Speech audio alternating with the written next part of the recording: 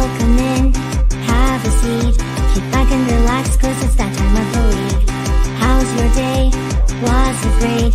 Well, it'll get better with Otalku Cafe.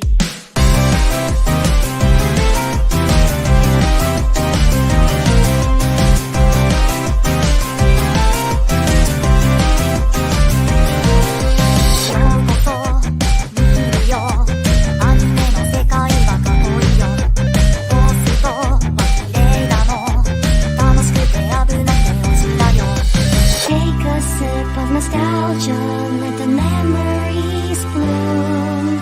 All these stories in my head are gonna make me go boom. Kick back and relax, turn the volume to the max, bob your head until you're dead. Yeah!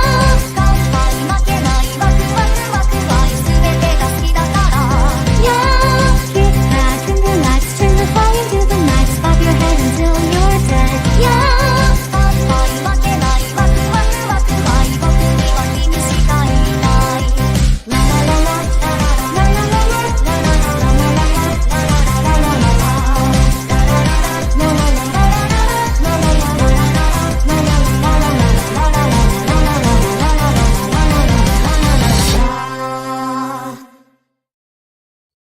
Konbanwa, friends, and yes, you are our friends. Welcome back to Otalku Cafe.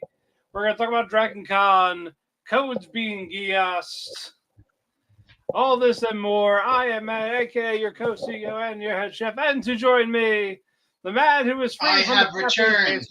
You has returned. It is Chris. How you doing? How you doing?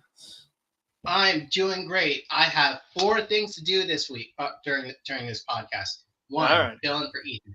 2, talk about the exciting times at Dragon Con. Yep. That's gonna be good. Complain about Kimi-sen season 2, and put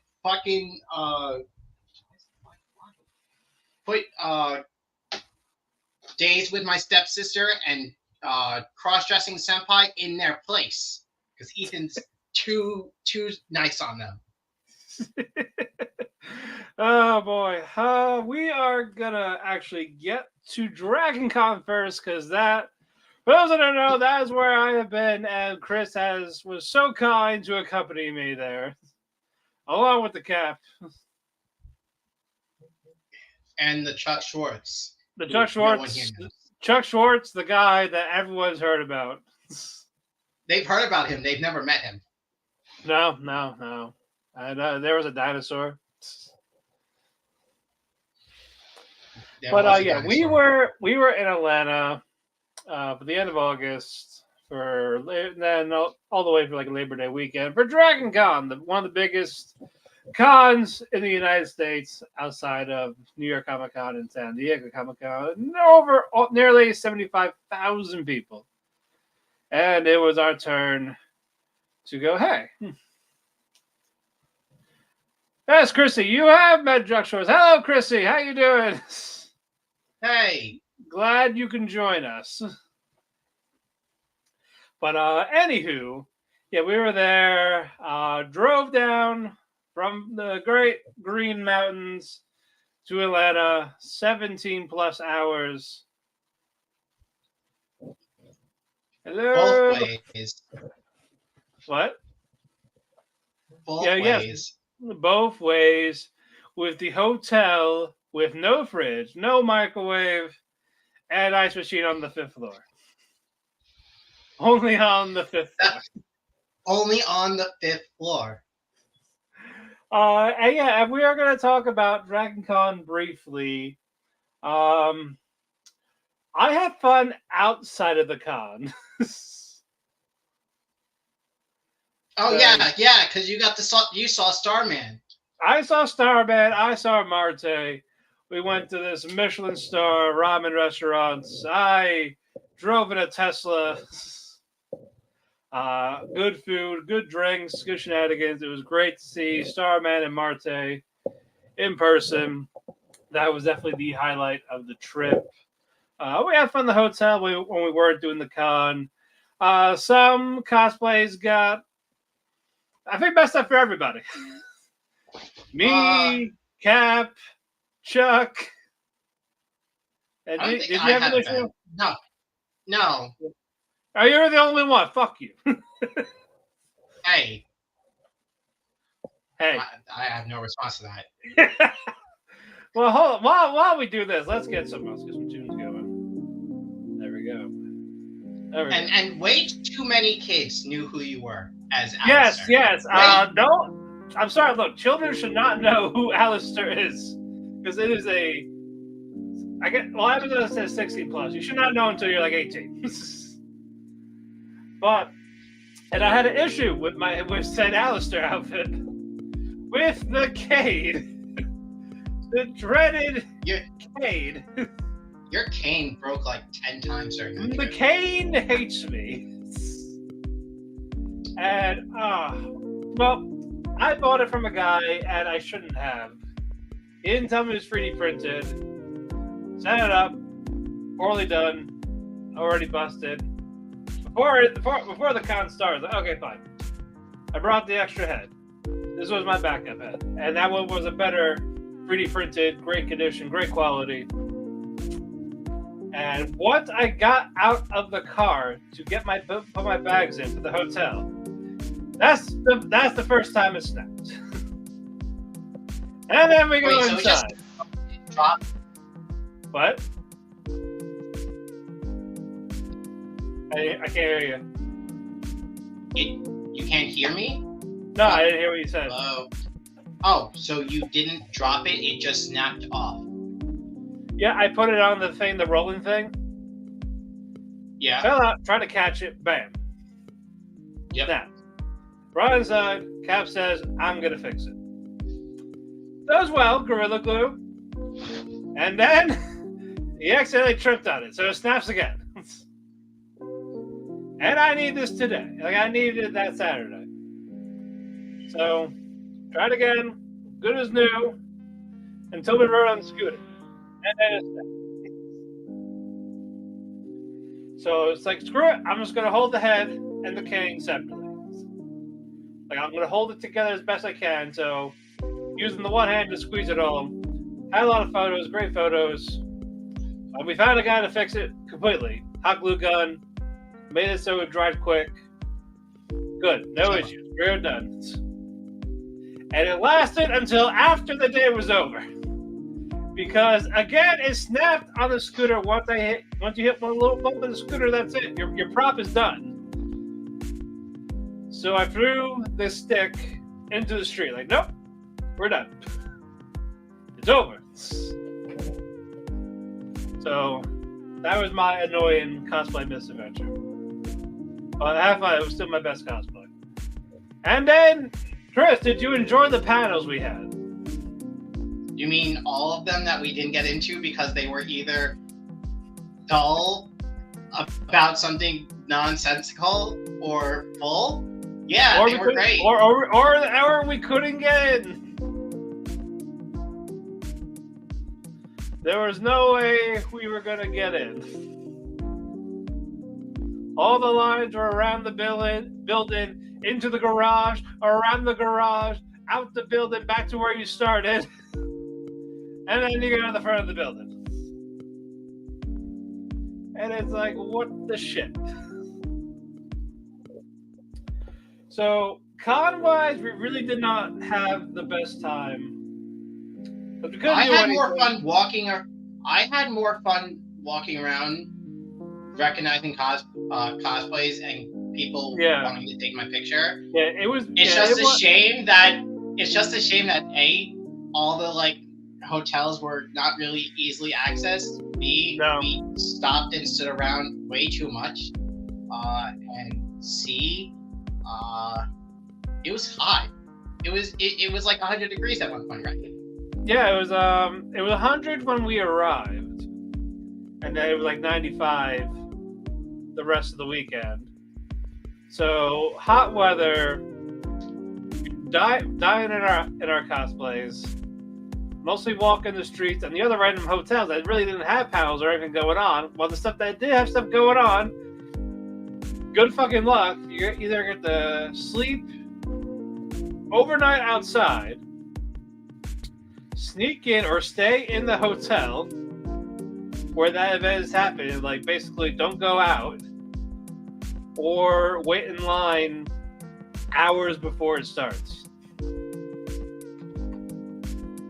So again, it's a giant block party. If that's how they advertise it, fine, great. Just don't have panels. Yeah. Just make it all 6 hotels, make them a party. And then there you go. Have drinks and all that in every hotel building.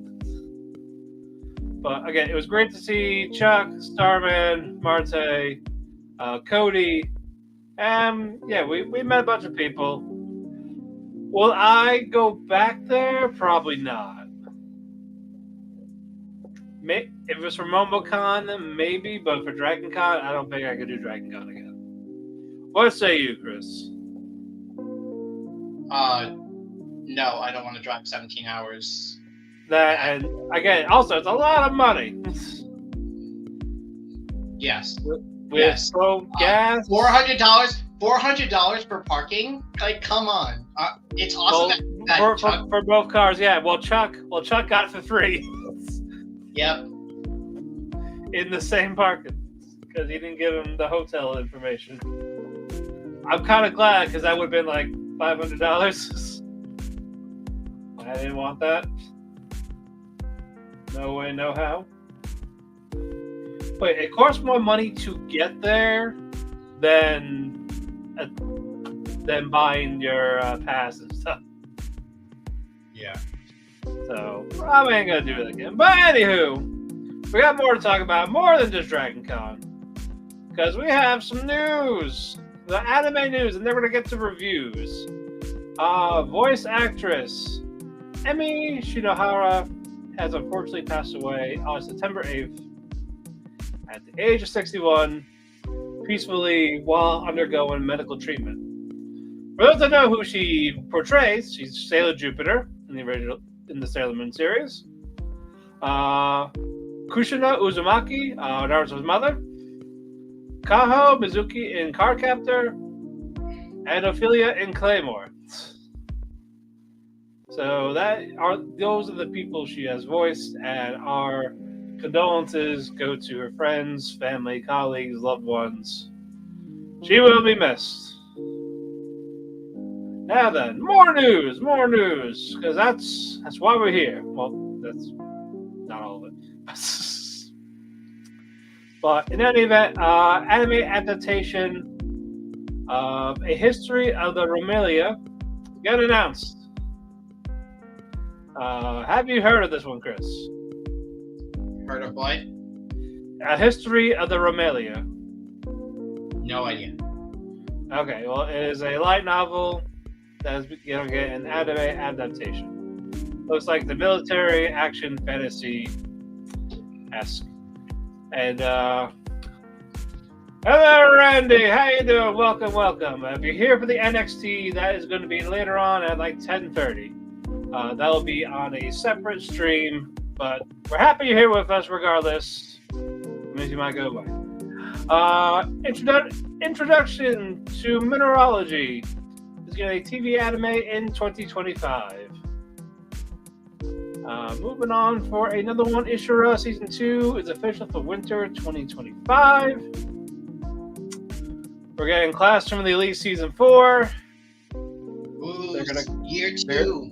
We're finally getting the year 2 arc. So cannot wait for that. Yandere Dark Elf, She Chased Me All the Way from Another World is getting a TV anime. An original TV anime, Meibashi Witches, is spring 2025. So it's an original anime. Always support your original anime, so I will be watching that. A few days ago, it was announced that Spy Family is officially on Crunchyroll, the Code White movie. So if you have missed Spy Family in theaters a few months ago, you can now see it on Crunchyroll in both sub and dub. So have you seen it yet? No, I'm gonna do it on my day off on Friday. All right. Yeah, but it is in my plans for the week. Also, Go Hands. The people that made Masterful Cat and The Girl Like Forgot Her Glasses has a new fantasy series. The exiled, reincarnated Heavy Knight is unrivaled in game knowledge. The plot sounds really dumb. The plot sounds really dumb, but from the trailer, it looks so good that you just gotta check it out. I might check it out, and people were complaining about it, like, oh, like the animation's weird. Like, have you not seen the Go Hands adaptations?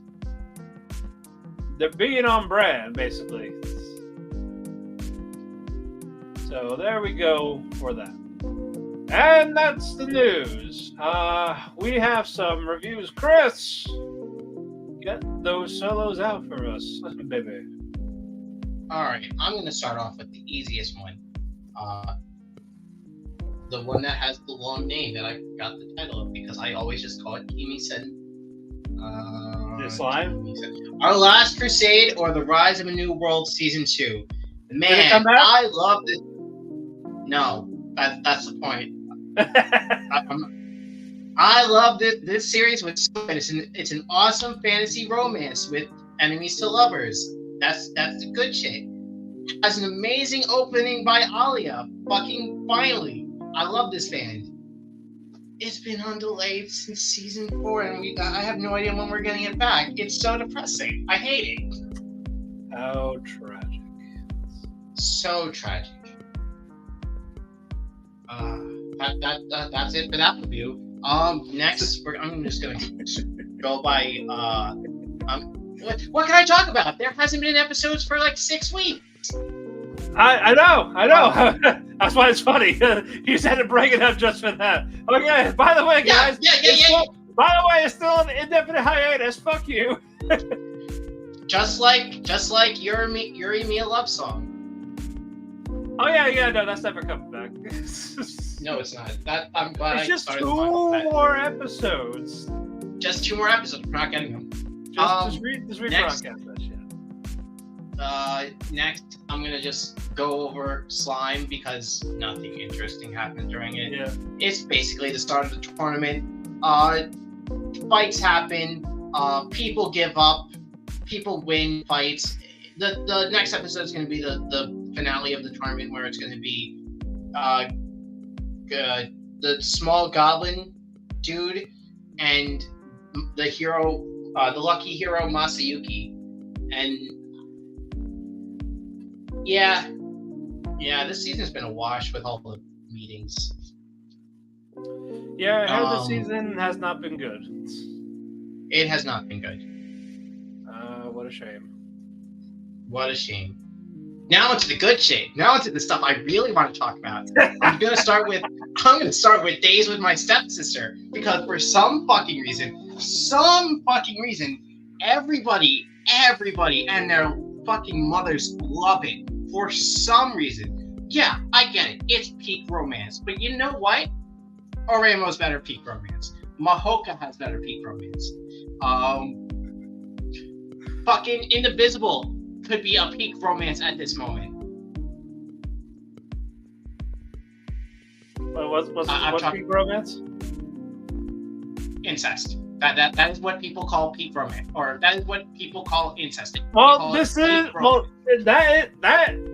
is summer 2024. Unfortunately, we have this. We have Roshidere. We got the childhood friend who grew up in the orphanage with the same name. What? Roshidere is great. Roshidere is fine, but I'm saying we got a lot of complexes. Questionable complexes this season, and no, like no. Okay, well, my main issue with Days with My Stepsister is that they have too many scenes which have no relevance or just pad out the episode. Do we really need like half an episode to be about this dumb furry movie that could have been its own thing in this series? And then have it like referenced throughout the rest of the series? Not really. No, they could have just showed them go into the thing, have their date, skip through the entire movie, until they get to the scene where they're at the vending machine, and then flashback to like that part in the movie where they could like show it? No. Did we need 10 minutes of a flashback, which we've already seen, only just told from the little sister's perspective? No. Did we need like random times throughout this entire series where nothing just happens? No, we don't. And it's crazy how so many people are just eating it up. Now, last week's episode was actually fixed that, and it was actually good. So like, I understand the praise for the people praising it now. Yeah, that was why they got number one for the polls, is because of that. Well, no, they've been getting number one for most of the season. No, because what you call it? It's usually been Oshi or Roshi, and No. I'm sure I saw like some of the weeks had like that as number one. Yeah, and then like Corner had it higher as up. number ones. But I think last week was the first time they got number one in both Corner and Trended. Hello, Orlando. How you doing? Welcome to our stream. Come on in, have a seat. If you're here for wrestling, that will be later on in a separate stream. But until then, glad you're here with us. Continue. But to go back on this episode, it follows the previous episode where main character is accepting his feelings for Saki. Yuta is his name? I think. I forget. Too many characters. While Saki is trying to seal away her feelings because, like, main character doesn't feel that way for her. Even though he does now. But the main focus of the episode is there's parent-teacher conferences. Both siblings decide, hey, you know what's stupid? Us hiding the fact that we're siblings. Let's just get it out there. They get it out there. People know. No one cares, as expected. No one cared. The only person who really mentioned it is main character's best friend, who apologized for calling his now sister slut. What? Yeah, in the earlier episodes, he said, "Oh, hey, there's rumors that Saki goes around accepting money for sexual favors." It didn't go anywhere. It went nowhere.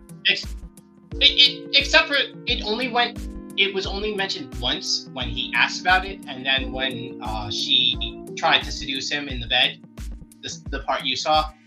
Yeah. And then main character gets jealous of her having friends and realizes, wait, what am I doing? We're siblings. I can't be getting jealous of my sister having friends. That's fucked up. And that's where it ends, I believe.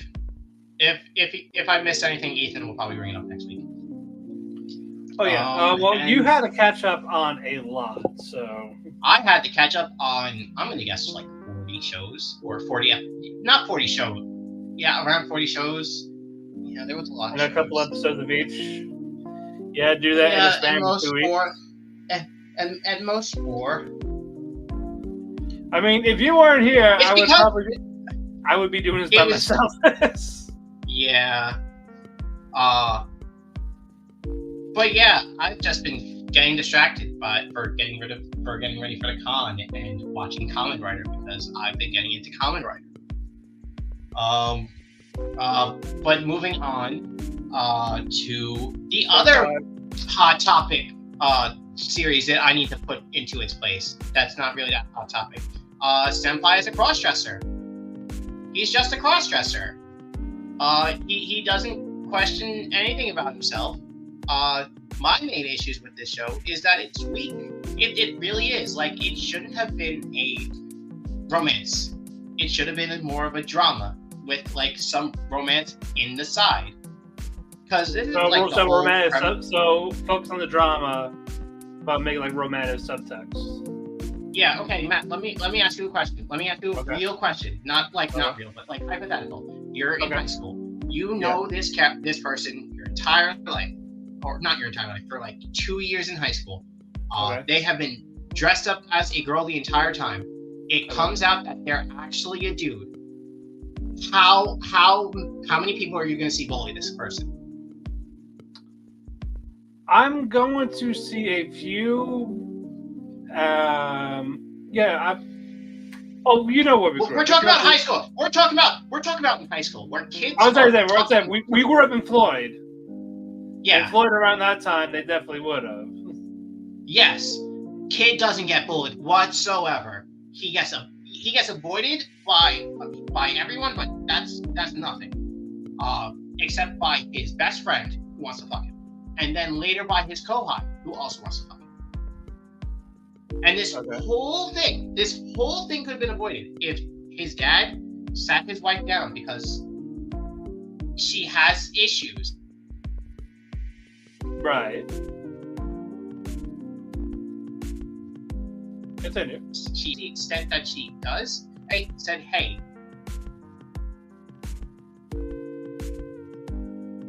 You're like breaking up. He's going to get a partner in like after graduation, after he leaves. He's going to be fucked because he's not going to know how to cook. He's not going to be like good at taking care of his house. What is he going to do? But instead of that, he says, "Hey, we're going to just make you go cross-dress in a school where I know the headmaster. Don't worry, no one's gonna bully you.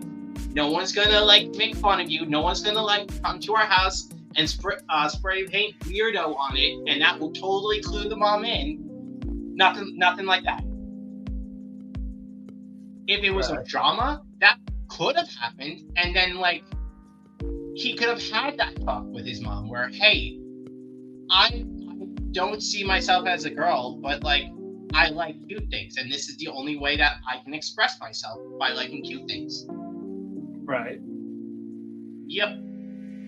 Yeah, but now we have that. Also, guys, though, that is technically what Otakanoke is. That is technically it is a cross-dresser in Japan. It's not like it's not. He's like, not he's Okama.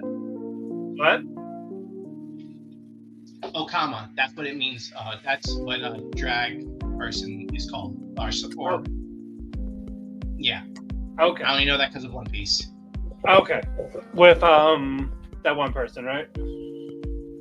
There's multiple people. There's a lot of them. There's an entire island of Okama. Okay. Fair enough. But yeah, guys, I know people's like, oh, it is trans. Like, technically, it is not. Because that has been a lot of mistranslation that people have been doing lately, especially with another, like, Yakuza-type series saying that it was a transgender person, and all by the correct, like, no, it's the cross-dresser. As, again, is a lost in translation thing. And I actually had to try to explain that to my co-host a couple of times. Like, that's not an automatic thing. Like, no, in the kid, I guess. But anyway, I digress. What happened in this episode? So in this episode, it's Christmas Eve. Makoto is going on a Christmas date with Ryuji because he found out that he liked him like that. At the same time, because who cares about that part of the subplot? Aoi is coming home from the hospital after visiting her grandmother and sees her mom who ran out on them when she was younger, and spends like hours chasing after her on bike. So much so that she actually runs into Makoto and like nearly collapses because she's injured. She tripped and fell as she was chasing her mom, and has been out in the cold, not fully dressed, so she's freezing. And Makoto like comforts her, and at the same time that he comforts her, saying, "Hey, don't worry, no matter what happens, I'm going to be here for you," Ryuji, who was worried because Makoto's was taking too long, showed up and saw them. Hey, Yin. This is new cat, by the way. This is Yin. She has a sister called Yang.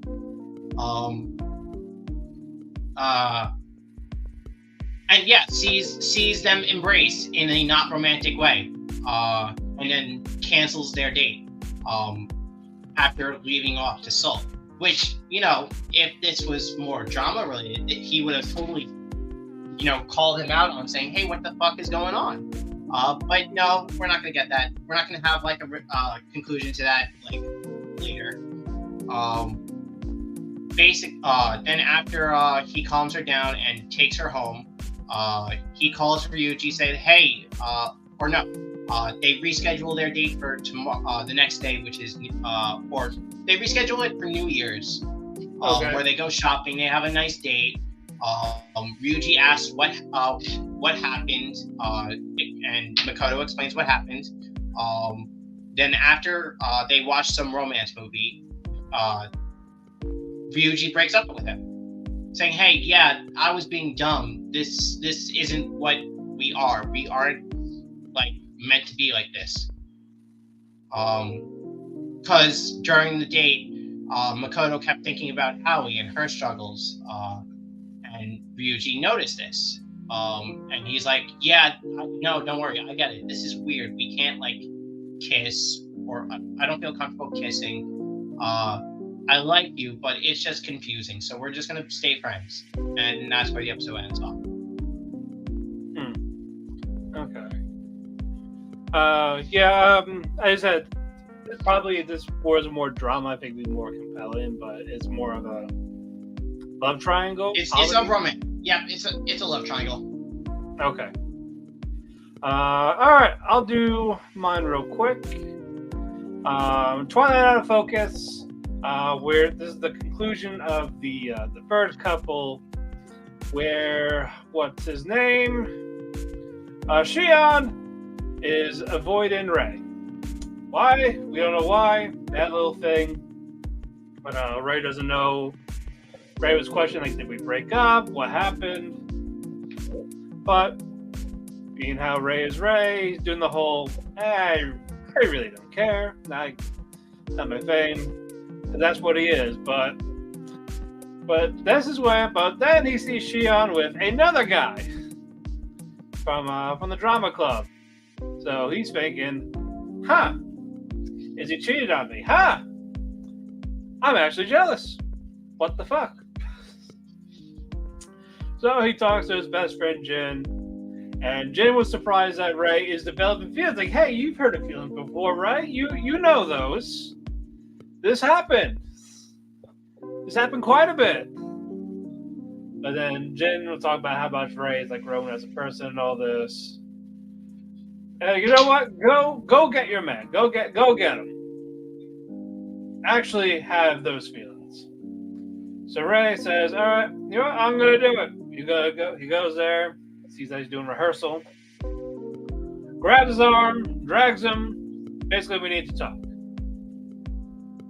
And this way he brought up, like, the whole being avoided, thinking they broke it up. That Shion's like, we didn't break up. Like, he's actually my roommate. He's just a friend.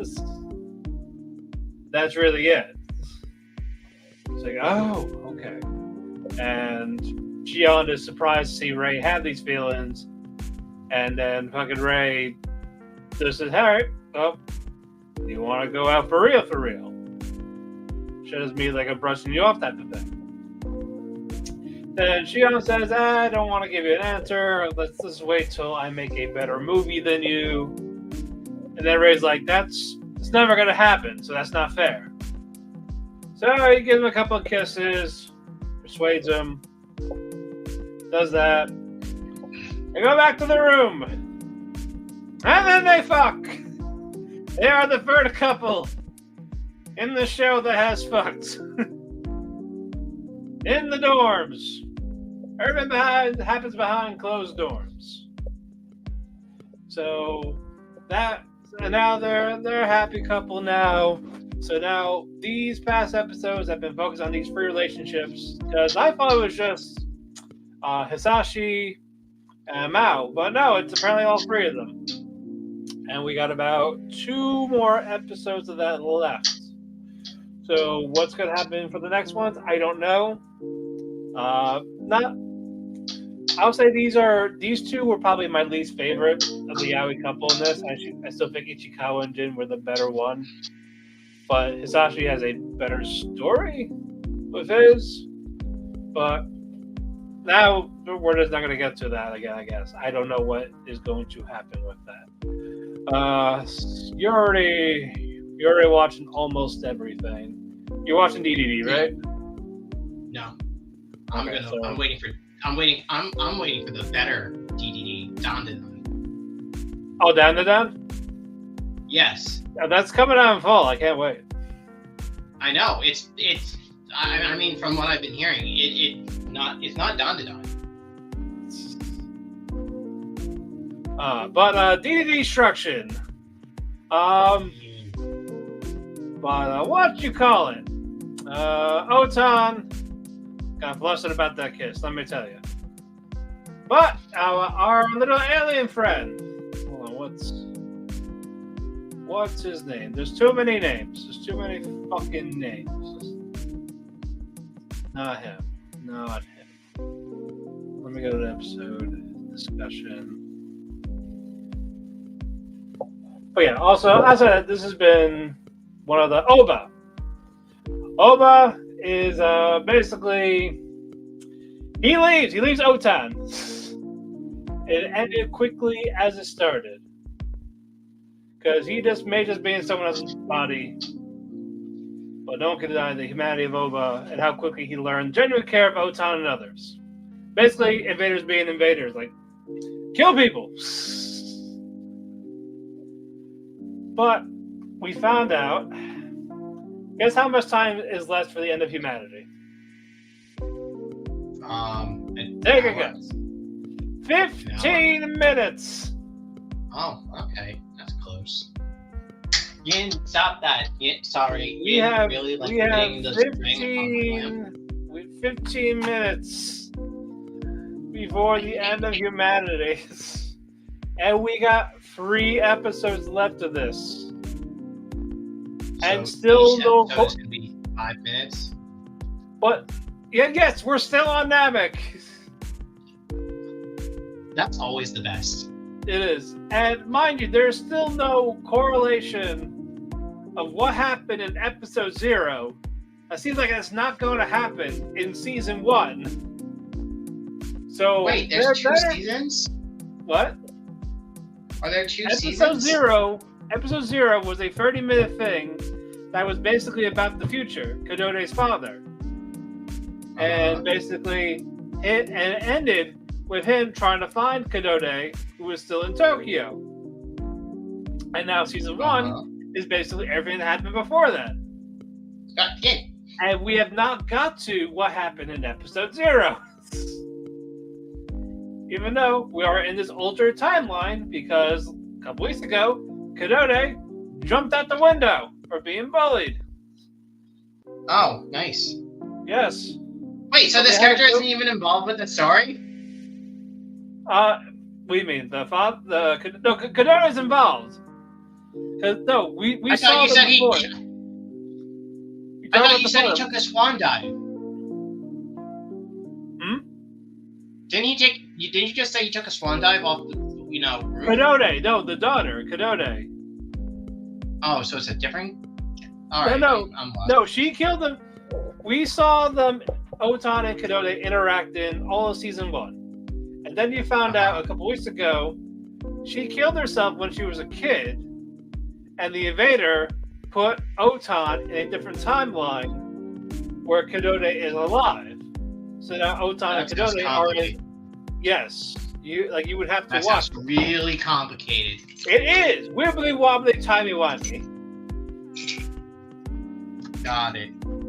But moving on, my finale, Code Geass, Roze of the Recapture, and okay, we picked up where we left off. What? Cash grab. Well, no, Ash dead. Cash grab, Ash dead. But we left off. No, I'm saying it's a cash grab because it was just made to get a quick extra bucks. Well, yes, it was, but I had to add to it. Cash grab, Ash dead. There we go. It rhymes. Okay. But we left off. Norland beat the shit out of Ash.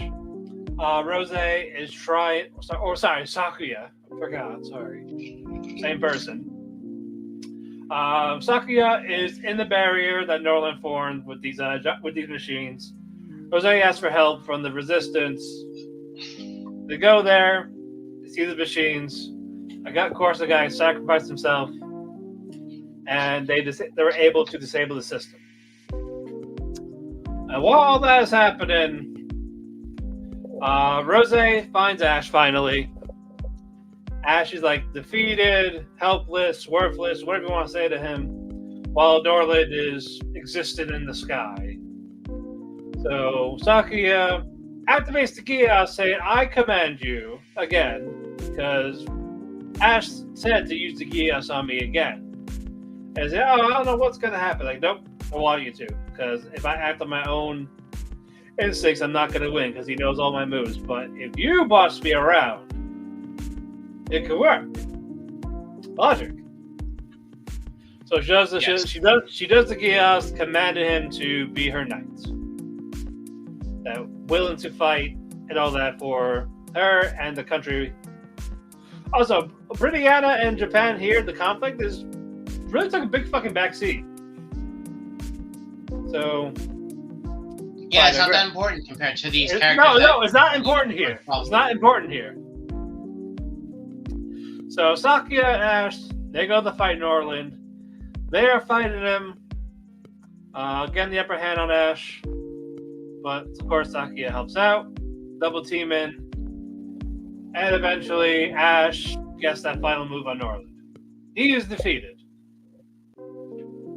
And we're not done. We're not done. Norland's nightmare detaches from Sakuya. And he falls to his death. Like, oh, we don't have enough power for both of us to safely land. It's okay. It's better this way. I have to die. I want to die. Even though Sakuya could have just commanded him, like, hey, live for me and all that. Like, do all that. But no, it's the only way. There is no other options. So he falls to his death in his nightmare. Sakuya comes down. That part of the battle is over. And at the end, this is what Sakuya does as a punishment to herself. She uses the Geass on herself, commanding herself not to speak. So she can never use the Geass again. And that is a stupid fucking punishment. I am sorry. Yeah, that sounds pretty dumb. Yeah, and that's actually in the photo in the background. See how? There we go. Yeah, that's the fucking shot. Wait, hold on. How does she use it on herself? Is she looking in a mirror? Does that even work? Yeah, she looks herself in the mirror. Dead ass? What? Yeah, dead ass. Looked in the mirror. Stupid. Commanded the Geass, and basically, since she's talking to herself in her third person, boom, it worked. It fucking worked. Wait. No. Why? Wait, do all the? I thought all the Geass work differently. Why does she have the same Geass as fucking Lelouch? He gave it to her. Oh. Okay. Yeah. Also, she sort of looks like female Lelouch. Not gonna lie. Well, Lelouch is in this. Like, you only see Lelouch like a total of 20 seconds. Cool. Out of the whole show, out of this whole series. Yin, I don't like the fact that you're up there. Why are you on top of the computer where you can easily press the power button? Oh yeah, so Sakuya is hanging out with her sister. She's back home, hanging out with the cats that her and Ash saved throughout the show. And this was a rush. This was a rush mess. There is some stuff that is cool. There is some stuff that works. But again, the politics, very tame. The war with Britannia, Japan, that took a back seat. None of the characters really got fleshed out except for Ash, and then he died. I did not give two shits about Roze or Sakuya, whoever the aliases you want to use. Norland turned into a generic villain where basically ethnic cleansing or everyone needs to die, whatever you want to say. That's basically it. Generic villain number 10,420. Listen. No, not every villain will be the Joker from Fullmetal Panic. Not every villain will be that good. From where? Fullmetal Panic. Oh no, I love Joker though. He was crazy. I could use a shave. No, I like he fucking this blows up. Yeah. Not every villain can be that. Not every villain can be that good. Well, you're right. They can't be Griffith or Shotucker or No, they can't. Johan Liebert. We can't have any of those things. But Nope. This should have been a 24 episode series, not one of those. Oh, we're gonna split 3 episodes into a movie like 4 times. Just make it a 2-core or 24 episode series. They did that. This Or was hell, if you wanted to have the same effect, as the original, you should have just went with 52. with what? They should have went with 52 episodes. Yeah, or that. But I feel like that's the thing. I feel like 24 could have been enough, but the cameos didn't help. They were cool to see, like, oh shit, and then you move on. That's it. And the ones we have here now, they're not. There's nothing about them that makes you want to give a crap. Especially Norland, who is just everything needs to be nothing now. It's all right. I don't care about you. You're done. After your reveal of you're being Sakuya's clone grandfather, it's like, wow. But I gave it a 3 out of 5, so a 6.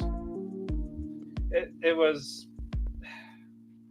I couldn't give it a 4.5. I couldn't give it a 5 because, or not even a 4, because I put it 4 above as making me admit that it was just as good as the original Code Geass, which it is not. There's a lot of glaring issues. So I'm done with that. Goodbye. We're done. It's over. All right, let's get to some together, shall we? Yep. Alrighty, let's start with Tower of God. Yeah, these focus more on what's that demon bloke's name? They're looking for the right hand of the devil. Right. But yeah, this focuses more on Kang. He's looking for, was it a friend? Yeah, basically a friend who also got from the facility where he got experimented on, and a devil was implanted in him. Right. So yeah, he's going alone. Yep. And of course, fucking Bam don't really like that, but he's like, "Oh, I got no choice because he told me to." Yeah, it's not like I can go out and help him. It's not like there's going to be opportunity. And of course, fucking he gets convinced to go help. Yeah, he gets convinced, as like everyone else is like, "Hey, we want to join too." Yeah, we want to throw a party for him. Yeah, no. Well, they do that, but like he doesn't show up, and as everyone's passed out, he's like, "Yeah, you know what? I am going to go save him." And at that point, OG, I think his name. He's going to come back to Rachel. Watch. He's going to come back to Ryan. I hate that. Shut up. No, he's thinking about it. He thought about that smile. He thinks about her all the time. It's not like she pushed him over a cliff, left him to die. Well, it's gonna happen again. She did do that, but like, it's not like she didn't have a good reason for it. She had no good reasons. Yeah. But basically, he goes to help as Poon and his group find him and think, oh, hey, this guy has a wing on his shoulder. I mean, he may not look like that guy from the picture, but he's got to be the right hand of the devil. Let's kill him.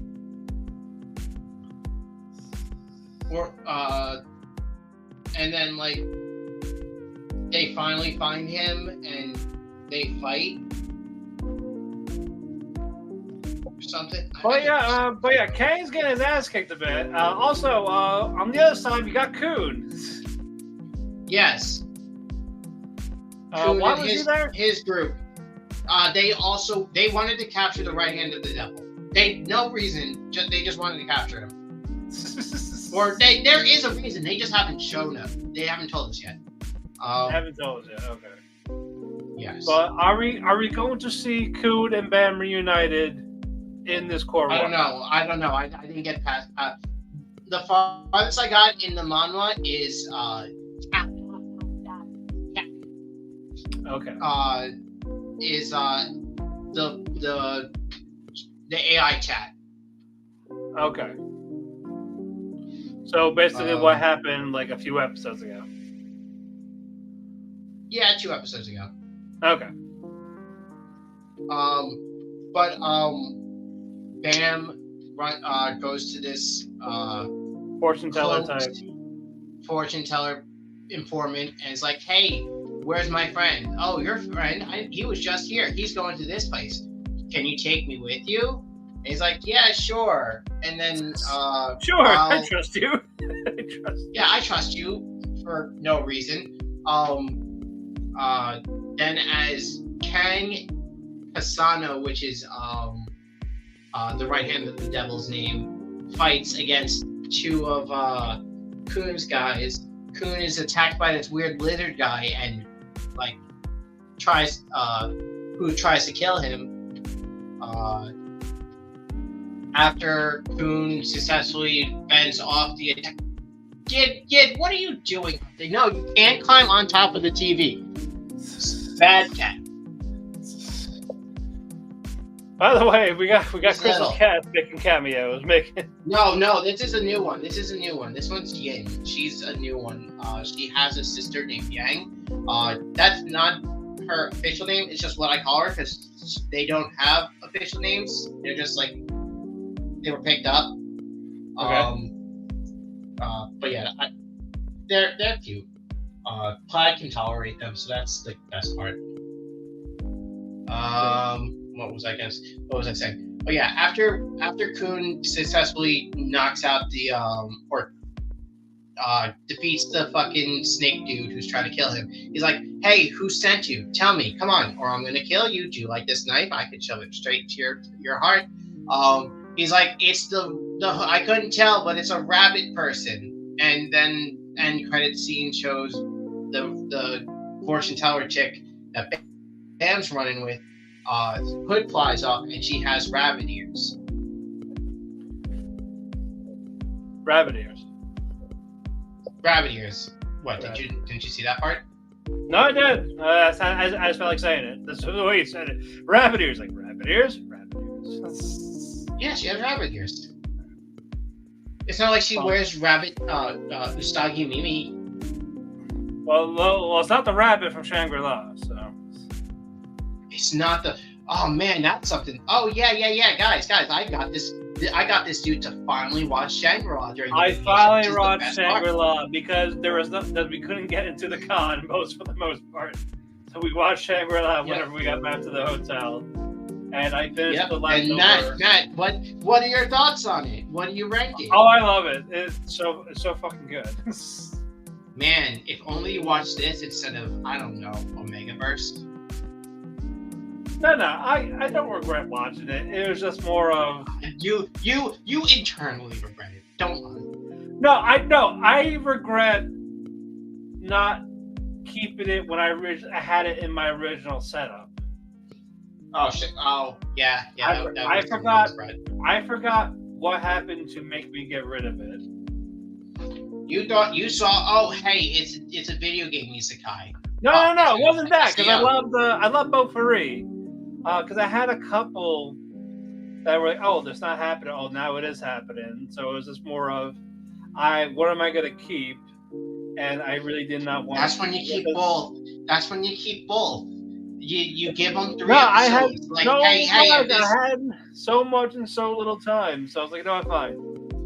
And then I said, I will eventually watch it before 2024 is over, and lo and behold, it finally happens. So now I am ready. I am fresh for season 2 in October. But I give it 4.5. I have fun. Great fights. Sunraku is amazing. But moving on, VTuber. Unapologetically Yuri. We got a live on collab with Desert Werewolf. Which so is like just the in-universe. It's in-universe Project Winter, which is just basically a social deduction game where you where there's a bunch of survivors and 2 traitors who want to kill all the survivors. It's like Among Us or that werewolf game we used to play. One Night Ultimate. Yeah. Or not One Night. Werewolf Ultimate or something like that. Yep. So they gotta figure out where this traitor is, and Aoyuki needs to hydrate people, and one says pee on me. Sorry, don't worry. Pee on me. One wants pissed, the other one wants to be breastfed. From Alice or Karyu. That's right. Aoyuki wanted Alice. Yeah. Yeah, so Alice and Kaoru. Mostly Alice is like when Alice was just staring at Aoyuki's ass.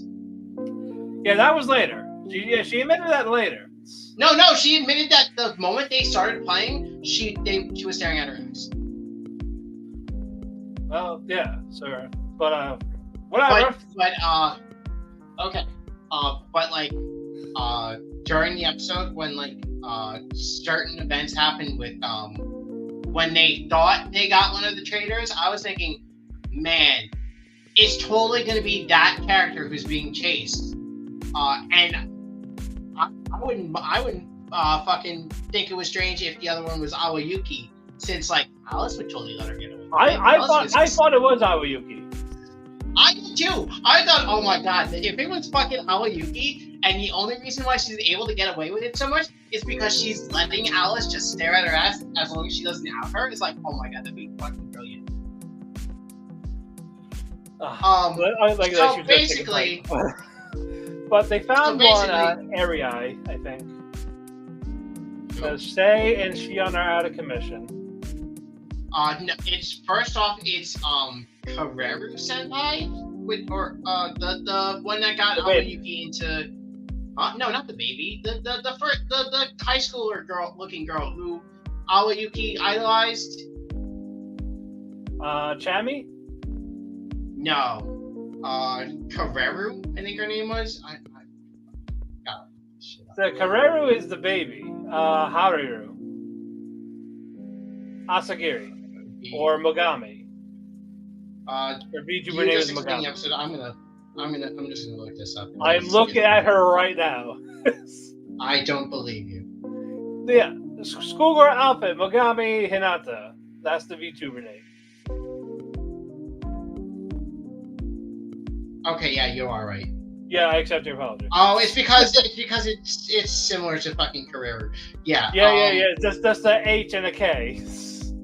Yeah. Yeah, she's the first killed. With the explosion chick, or the chick who looks like she goes to like summer monsters. Hikari. Yeah. Hikari's gone. Who else was gone?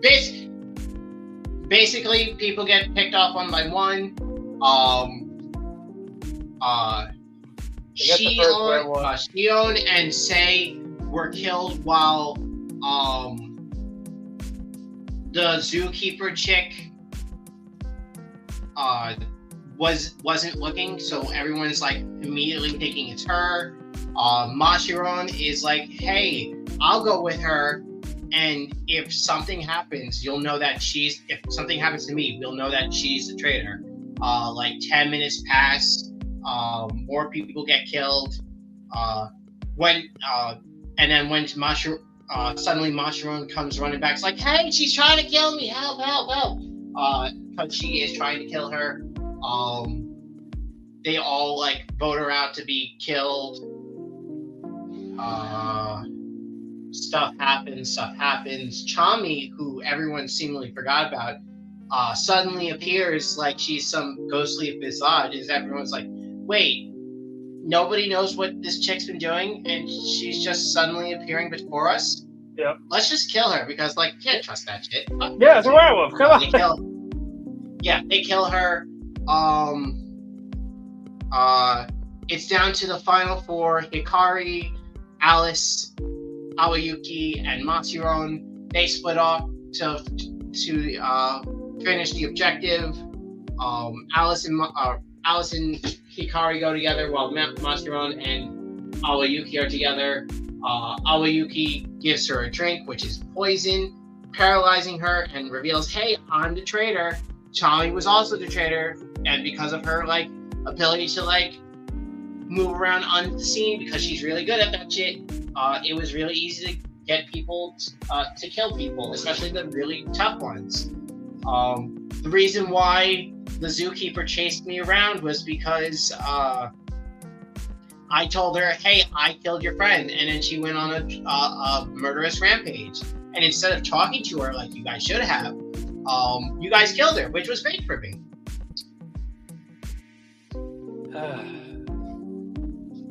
And then as she's about to be, as she's turning all yandere towards Aoyuki, Alice comes in and is like, "Hey, no one's allowed to touch this chick except me," and kills her. No one's gonna grab her ass but me, damn it.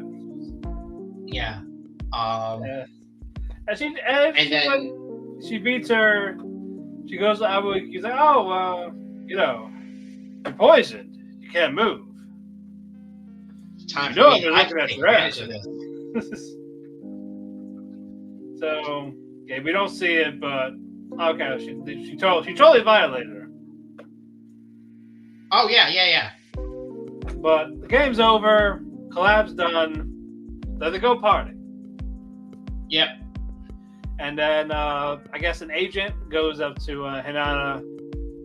So why don't you do a live show for once? Like not your VTuber, like you. Do a concert. I know you're gonna say no. She just goes, "Okay." But on a condition, and that condition is Aoyuki has to do it too. I'm calling it, and then I'm gonna call for it because we're gonna fucking get stellar. You have to fly her out here. I'm so bored because I want to hear fucking stellar in the fucking anime. And the only reason why I'm saying stellar, the Hoshimachi Suisei song, is because there's a fucking video of her singing it on YouTube right now, and I fucking love it. But I digress. That's for next week. But no, that episode was cringe. Like no. What? Like I'm done with VTuber. I'm not done with VTuber. I'm loving it. It's okay. It's so real. It's so real. After the bullshit I had to deal with fucking what's her fucking name? Kazuna Ai's fucking VTuber series. No, I'm fucking all for it. Fuck this shit.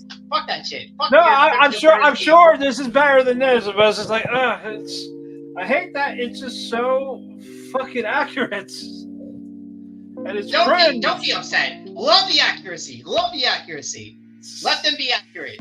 It's better than being fucking stupid and trying to make it seem like, oh man, everything's so perfect. VTubers aren't cringe. VTubers aren't always cringe. No, they are cringe. They are fucking cringe. They're good. They're sad. Yeah, let them be cringe. Let them. Yeah, let them. Let them be sad, horny VTubers. They got nothing else. That's the criteria to be one. Yes. This is going to be marshmallows that can fit in their mouth. There's nothing they can do to stop them. I was waiting for Aoyuki to parody that. There's nothing you can do to stop me. I will post a video. Moving on. I know you don't watch Hero, but you have read it. So I have read it. So I can just tell you where that left off.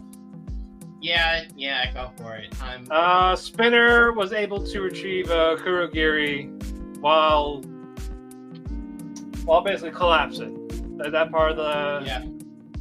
So basically, because of this, Kurogiri goes to the village, and surprise! The heroes lost morale. The tower where Shigaraki and Deku are fighting, that's fallen. Yeah. And, what you call it? Eraserhead's quirk is not working. Of course it's not. And Toga turned into twice with his blood. Yeah. So she gets transported to all the other places where the heroes are fighting. And Hawks is still trying to hold his own against All For One and telling Endeavor, hey, instead of fighting all the people I told you to fight, go fight your kid up there. Fight Gabi. I'm sorry, I don't sound enthused about My Hero. I love My Hero. I just don't like how it or how it middled. Yeah, it middled out like season 4.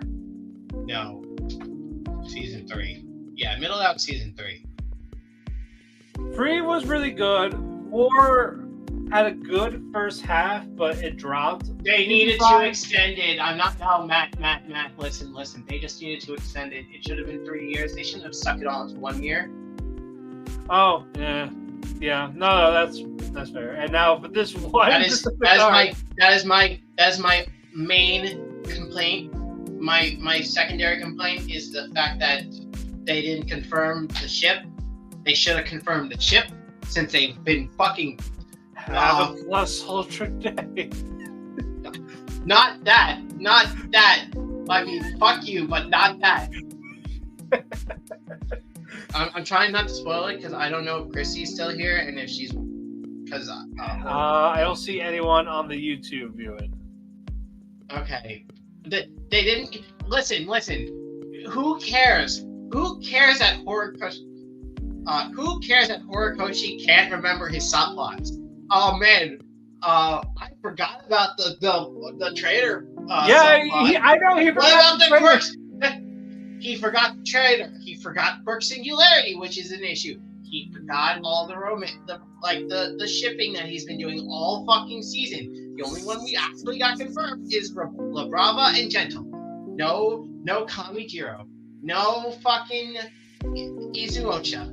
No fucking Ojiro and Invisible Girl. Toru.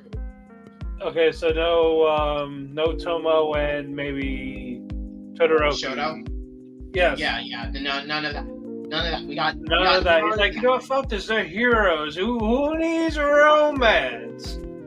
But who needs? But we did a possible side story that goes into all the fucking other holders of all One for All. We don't need that. But they did. Before we got on topic, this latest episode focused on Gentle and La Brava. Yeah, they were the heroes during this one. They was like, what? They're hacking our shit. And we got them back. They played Might You for Gentle. That's awesome. Yes, they played the flashback where Gentle was basically fighting off the villains that were about to leave the prison, the Tartarus. It's like, really, you're just gonna do the same shit again? Like, well, you ain't leaving. I ain't letting you leave. And now La Brava. What? Gentle's a good villain. I love Gentle. Great. So he does a little bouncy air trampoline to hold the floating tower up in the air, and then Deku's just like happy. He's like, I'm going, like that was my turn to help you type of thing. While Shigaraki head on. Yeah, and while Shigaraki was about to go forward, he gets sniped by Lady Nugget.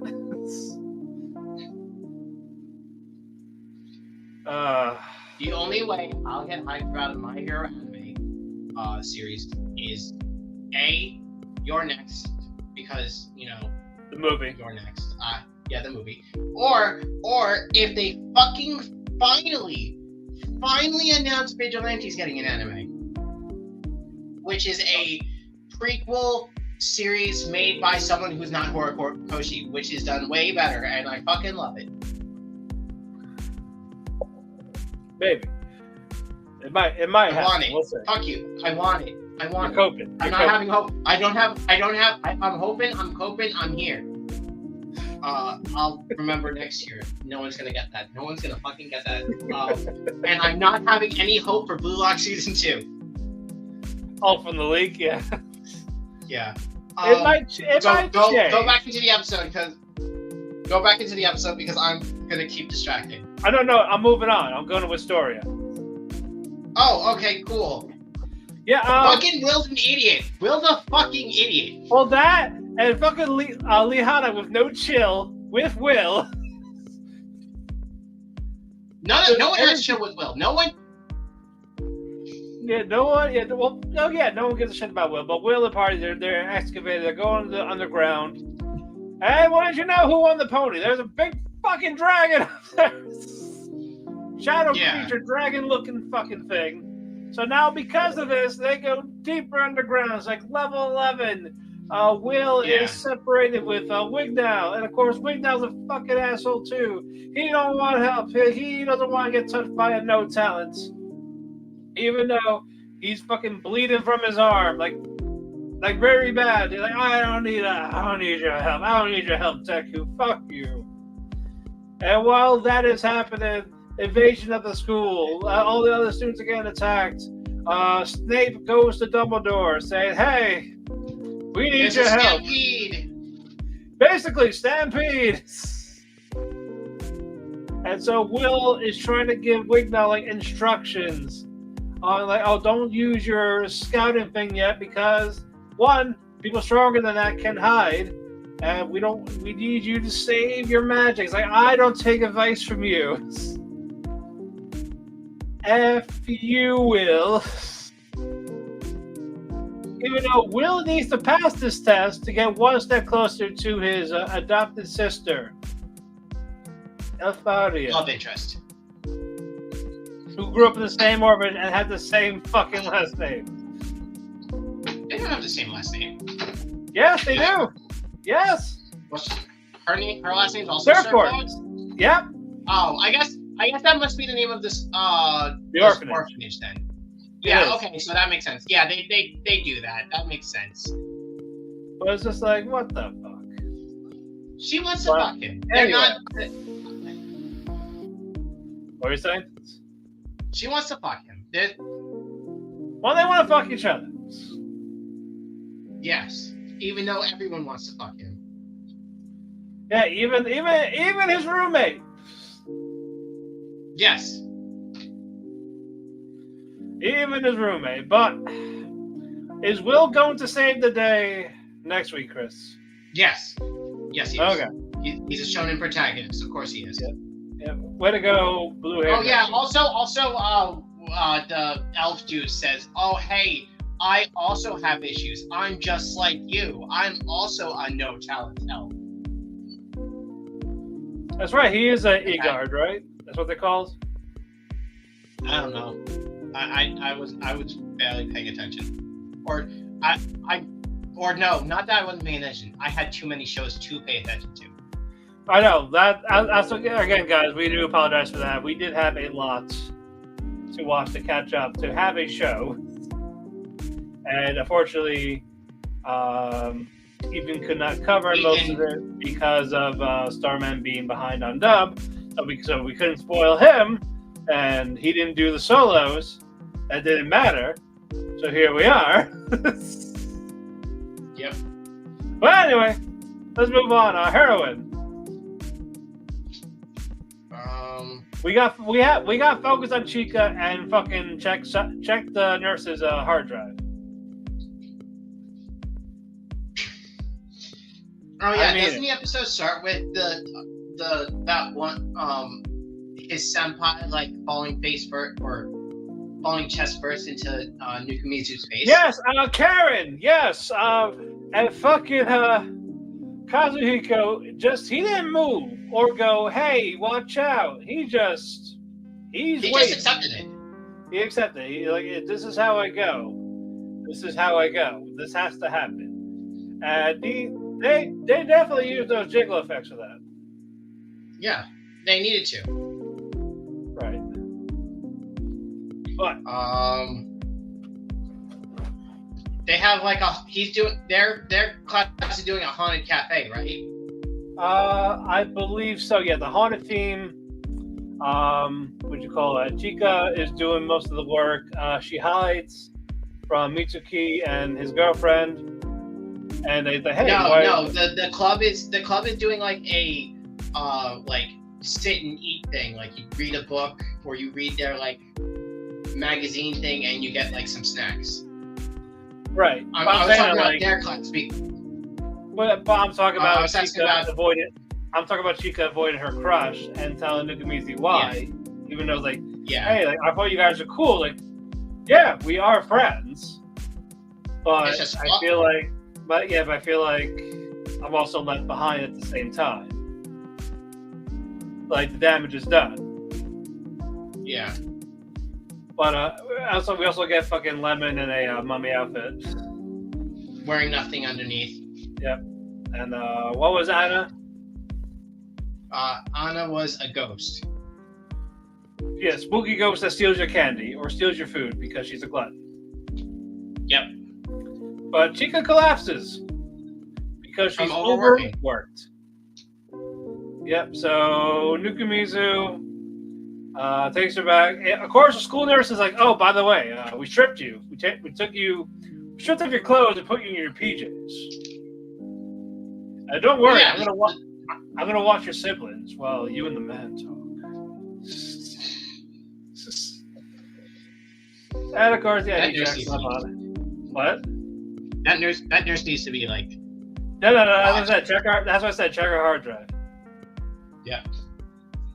So he talks to her, calms her down, and it ends with Nukamizu talking to Anna.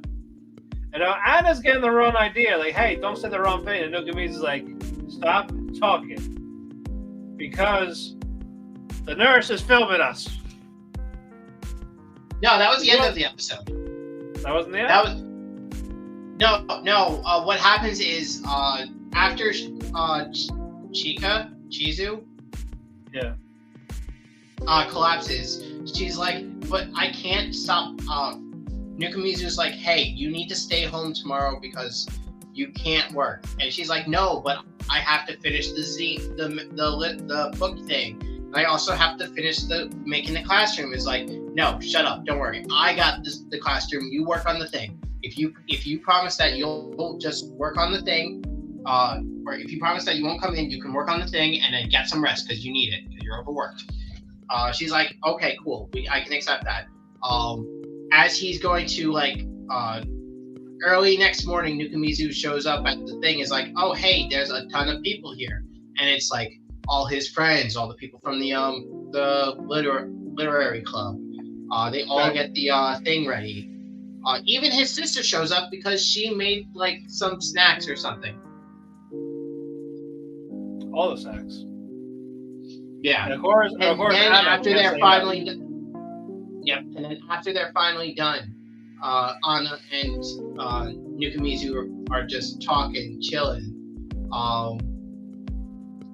Anna gives him a free meal, which would never happen. So Nukamizu shoots her in the face. And then as they're like having this heartfelt talk, Nukamizu realizes, oh hey, there's someone staring at us. It's that fucking nurse. Hey Anna, watch out, we're being stared at by a pervert. Call the cops. And then that's what I said. Yeah, then what you said happens. But anyway, we got 11 more shows to talk about. Oh no. 11. Cheerleader. Last week, since we weren't here, this is very quick. Kanata, everyone else is mad at each other after the whole Kanata doing cheers behind everyone's back. And of course, the one person I had to save today was Megumi after Kanata went to the hospital collapsing because she tried to do her somersault spinning in the air, landed on her head. Yep.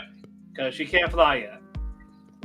Yep. So Megumi in her wheelchair wheels over to her.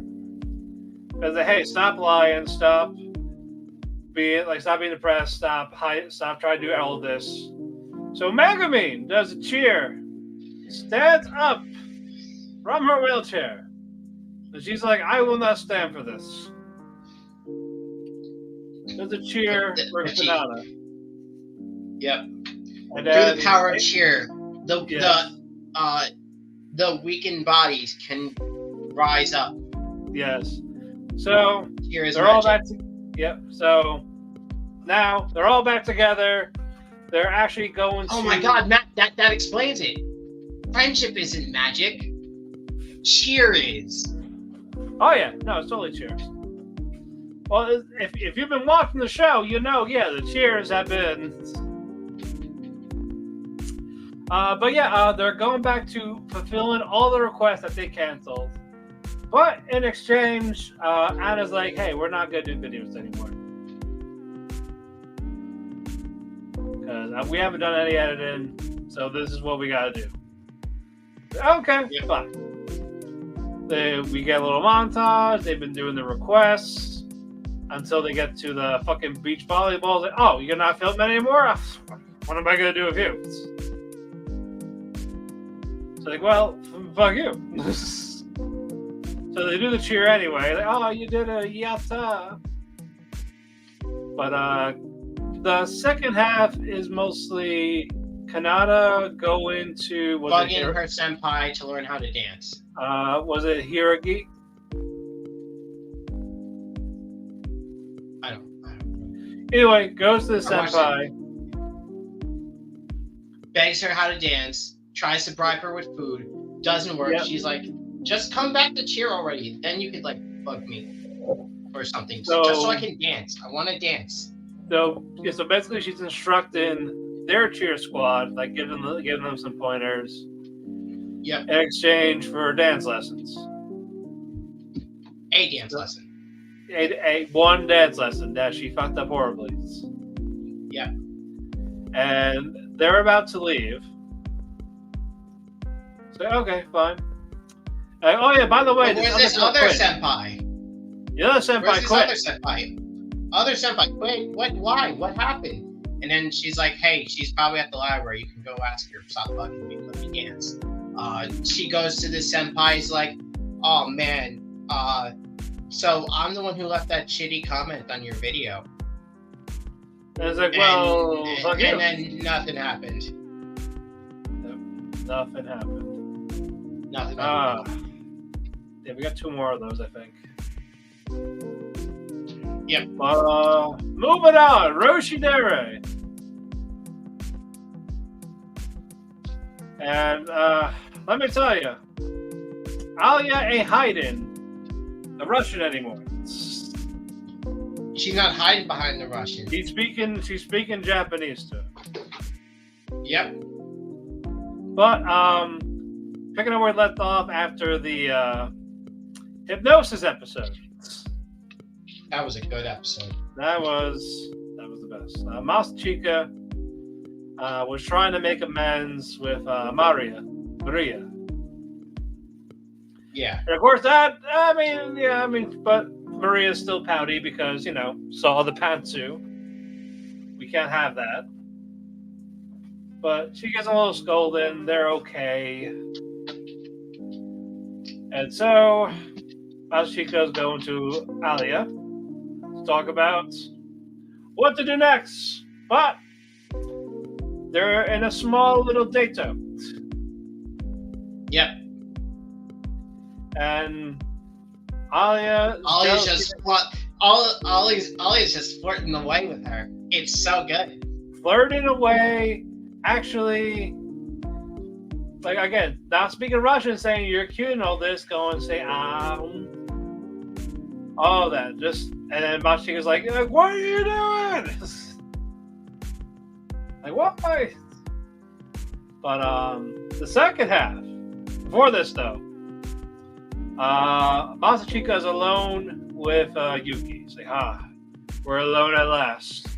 I'm leaving. Ooh, pick up grandma. No, don't leave me. I need attention. I need praise. Worship me, pet. Give me some pets.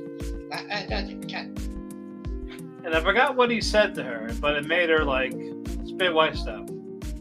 I don't remember. Somehow good kid or whatever. But in any event. She was gonna dress up as with Neko Mimi. Oh, okay. Well, yeah, there is a parent-teacher meeting. So, what'd you call it? Masachika goes with Grandpa. Grandpa's being hip. Grandpa's being cool. He knows what the cool kids like. Yep, with the glasses, the hats. And they see Alia and her mother. Yep. They're nice, they're cordial. And the cliffhanger we're going to get is Yuki. Well, no, you're forgetting a major thing. What? Grandpa ships them.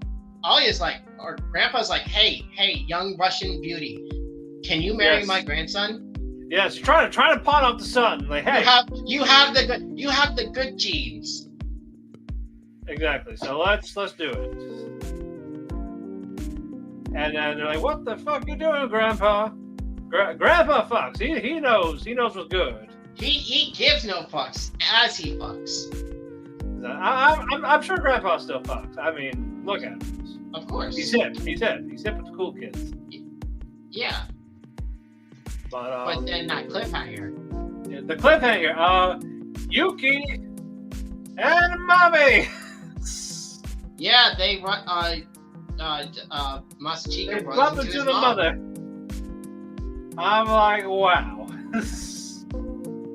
But the penultimate is tomorrow, so we will be reviewing that next week. Moving on, Spice and Wolf. This was a good episode. It was a good episode. Back where we left off. Poison Wheat, basically, they're blaming Craft and Hollow because they're the outsiders.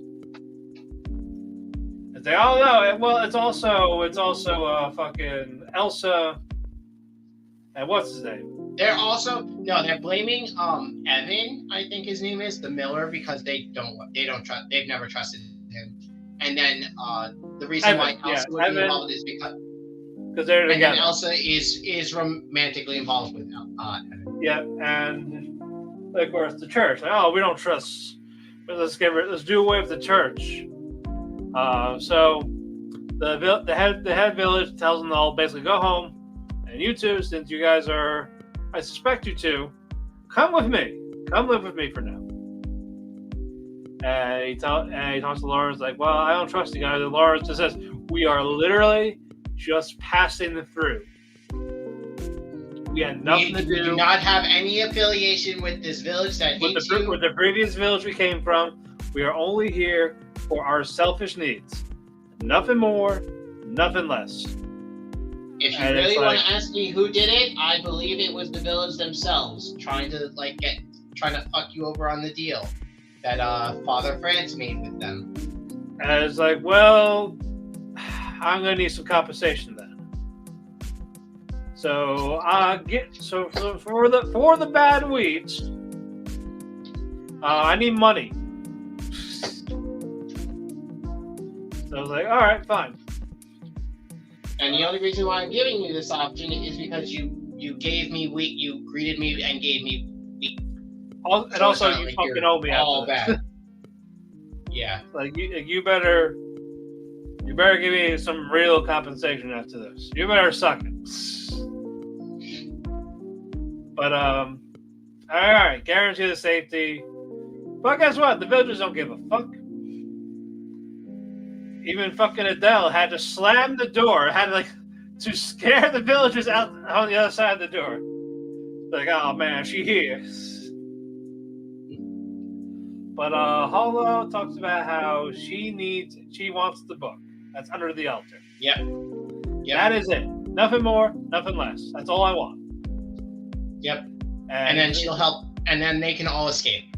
Yep. Because Lawrence is like, hey, we need to escape. We need to get the fuck out of here. There's no hope for us in this village. And with you, Hollow, we can get out easily. But we also need to take Elsa and Evan because they're going to be fucked if we bounce. Yeah, basically, by the time we're gone, they're not safe. Yep. They can't trust them again. So Evan gives hold of the book. She runs away quickly with it, talking about how she's gonna read it. She wants to read it by herself. Yep. So Lawrence leaves her be. They do their little cute back and forth banter. Talking to Evan how basically, hey, you should come with us and bring your girlfriend. He's like, I'll go talk to her right away. Then Lawrence, while it's going on, Lawrence goes back to Holo. She's done reading the book. And what do they find, Chris? Page. They find out that Holo's village is fucked. It's gone. It's been destroyed.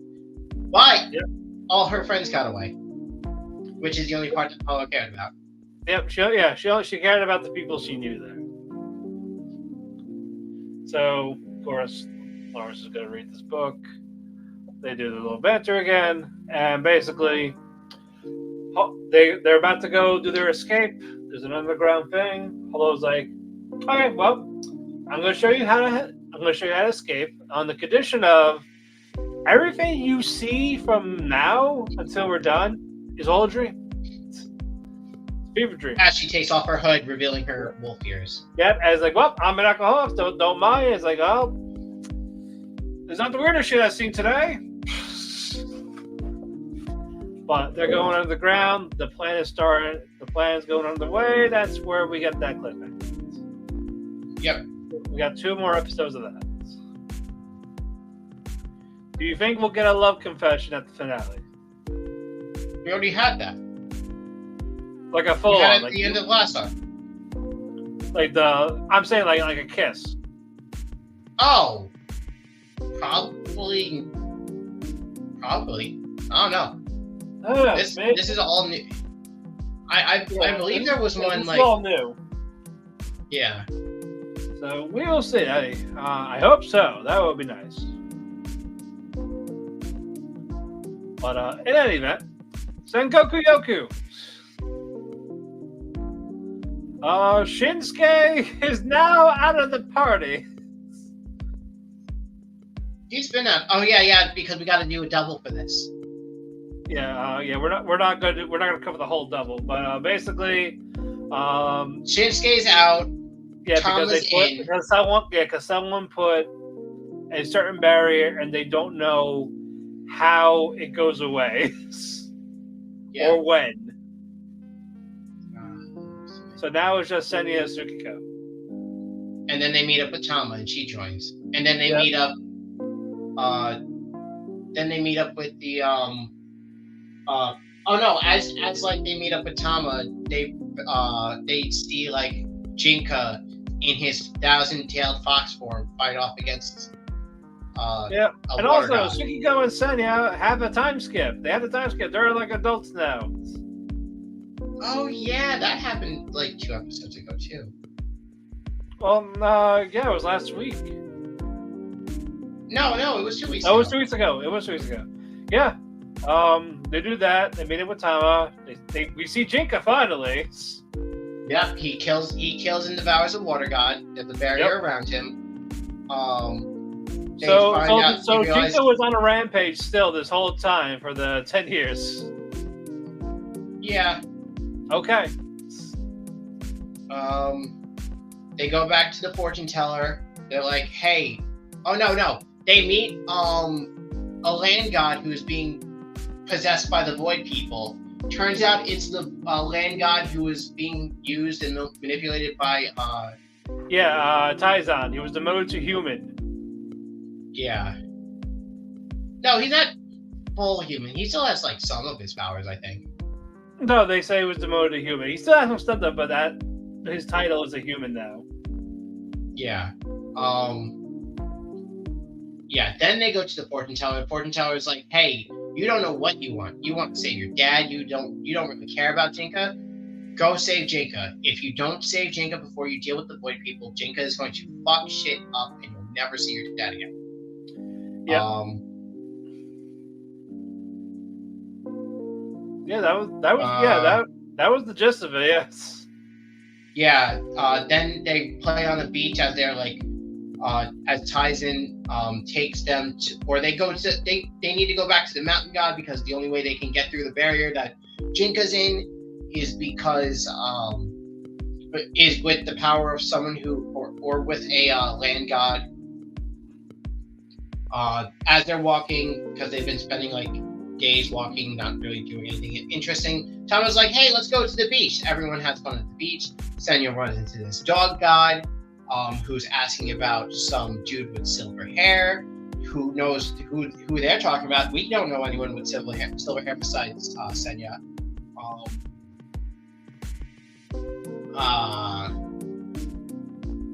Stuff happened. I can't remember. You pick up, man. I don't remember much. Again, we had a lot. I was just doing the bullet points. Okay. Then if we're just doing bullet points, they send the dog god on their way. This cat's probably gonna be. They tell him to fuck off. Later, Taizen asks Senya, "Hey, are you really sure you don't know any other silver-haired clan people who this dog might have known? I mean, this dog god is really old, nearing the end of his life. Like, who knows? Maybe they're not even a kid they're looking for." It's like, maybe they're talking about my dad. And it's like, oh, okay, he's talking about my dad. He goes to look for him. Taizen's corrupted again for some reason. Or, no, Taizen is corrupted by the evil head of by Jinka's master and tries to teach Tsukiko the ways of the evil force or something. I don't fucking remember. While Senya is rescuing the dog god from the void people, and the dog god is like, oh man, I'm dying. Senya's like, hey, while you're dying, I know the person you're looking for. They were my dad, and they have a moment. And then that's where the episode ends. Yep. Moving on. Shika Shika. Noko Noko Koshita. It's our third spring for Shika. Yeah, our third spring in the same school year. Yeah. Even the narrator said, remember when I said it was going to be a consecutive timeline? I lied! Yeah. My theory is that Shika is actually a Haruhi Suzumiya, a god who's just bored with life. I don't know what sick person made a deer a god and turned them into a girl, but you know that's what happens. That's fine.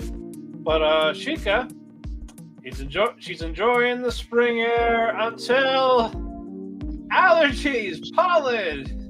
You hear the sad Shika sound in the background. She's rolling around. You see the deer in the window going. Yeah.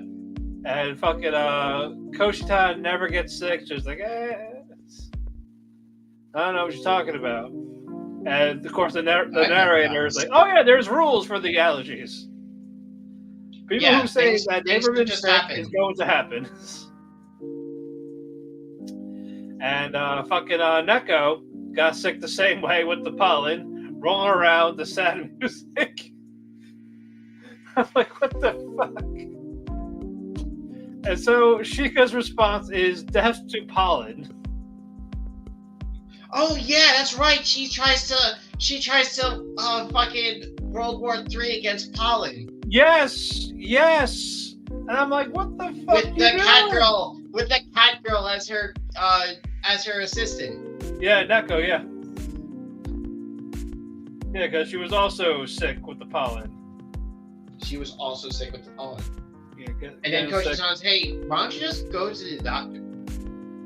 At first it didn't, and then eventually she got dragged there. Yeah.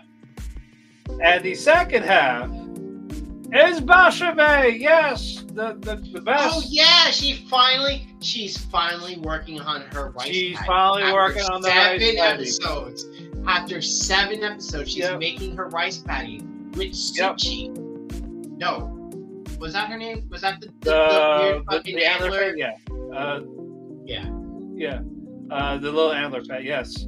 So. And she tries to get Anko to help, and she's like, "No, man, that's for swears. I'm not gonna help." Yeah. And then she's watching them make it, she's like, "You know what? I'm gonna make them food because they're probably gonna be hungry afterwards. And Yeah. then she's like, after they finish, she's like, here's your food. How about you also pickle some plums? Because it'll be that they'll Anko made her food before they made the onigiri with the rice ball, and Bachi's like, ooh, I could do the pickle plum with the rice ball. That's a good idea. I'm gonna make the best pickle plum farm along with the rice patty. It's gonna be great. And no, Bashime is not the R, as people are claiming. She's happy. She's a stoner. She's happy. Nothing bothers her. She cares about the rice and Dare Club. Leave her alone. Assholes. Defend her.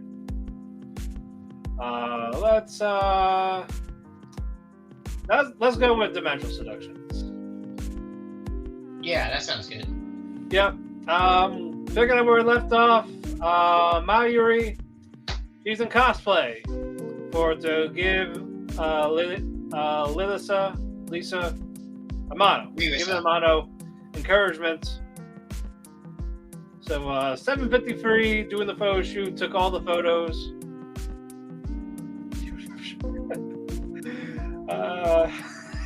God damn it. Oh wait, we got it. You're welcome. We gotta do both episodes because Ethan doesn't watch this, right? No, Starman did last week. Awesome. Okay, cool. Yeah. As I said, thank you. 7:53 or whatever her name is. She's posing. Nagumi. Yeah. She's posing for the camera. Like it's about to wrap up soon. A little more, but Mayuri makes her surprise return in her surprise outfit. Yeah. Loves cosplaying. This succubus.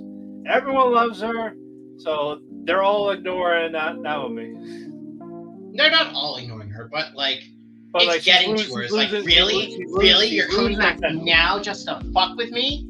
Yeah, like, you are my rival. Why? Why are you back?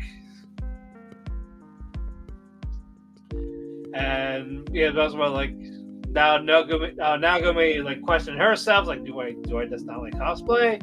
Is it so wrong that I just want to do the latest trends? Not really know the character. You've been working so hard on that one. Mayuri, she starts to leave. And it's like, wait, where are you going? No, I'm not done with you. Do not leave. Yeah, and it's like, well, there's someone else. There's someone else I want you to meet. Yep, meet the person who will change your fate. Little Amano. So, and then as this angel girl walks in, everyone's like, "Oh my god, wait, I know this character." Yeah, my old childhood crush. Oh my god, I surprise people cosplay here. No way, this is great. And she's in her chaos form. Yep. And she does she's against the wall, waiting for photos. Aw, you want some attention? And then Nagumi goes, "Huh, she's actually good. Man, maybe I am the asshole. Maybe I am the asshole." Yeah, but they thought she was done, and of course she ends up she comes out on top anyway because she does her little pose, being more in character, being more in love with the cosplay. And then she's crying because she's like, "Oh man, I gained the thing that I thought I lost. Thank you, mysterious cosplayer who I bullied the fuck out of." Yes. Yeah, she even admitted, yep, it was personal. I don't care. Bully a bitch. So why? Yep. Calm down. Calm the fuck down. But holy shit. You know what? I wasn't surprised. It wasn't gonna be it wasn't gonna be a total loss. It really wasn't. But I got a couple more for this core, and I was gonna go into fall. We still don't get the other main characters yet. I think that's gonna be core 2. But I'm waiting for Nagumi to meet our other degenerate, Okamura. I can't wait. Oh yeah, because we also forgot the other plot point regarding Nagumi. she fucking has a crush on main character. Yep, because she reminds him of the 2D games. Yep. And I'm like, oh no, we're not doing this. We're not doing this. Moving on, Shoshimin, the gaslighted, the psychopath, the psycho. This show still sucks. This show still sucks. But wait, we go like back and forth timeline wise. But all in all, Kobato figured out that there was more to this kidnapping than Ozani let on. And we find out why, because she goes into incredible detail of her plan, and she had herself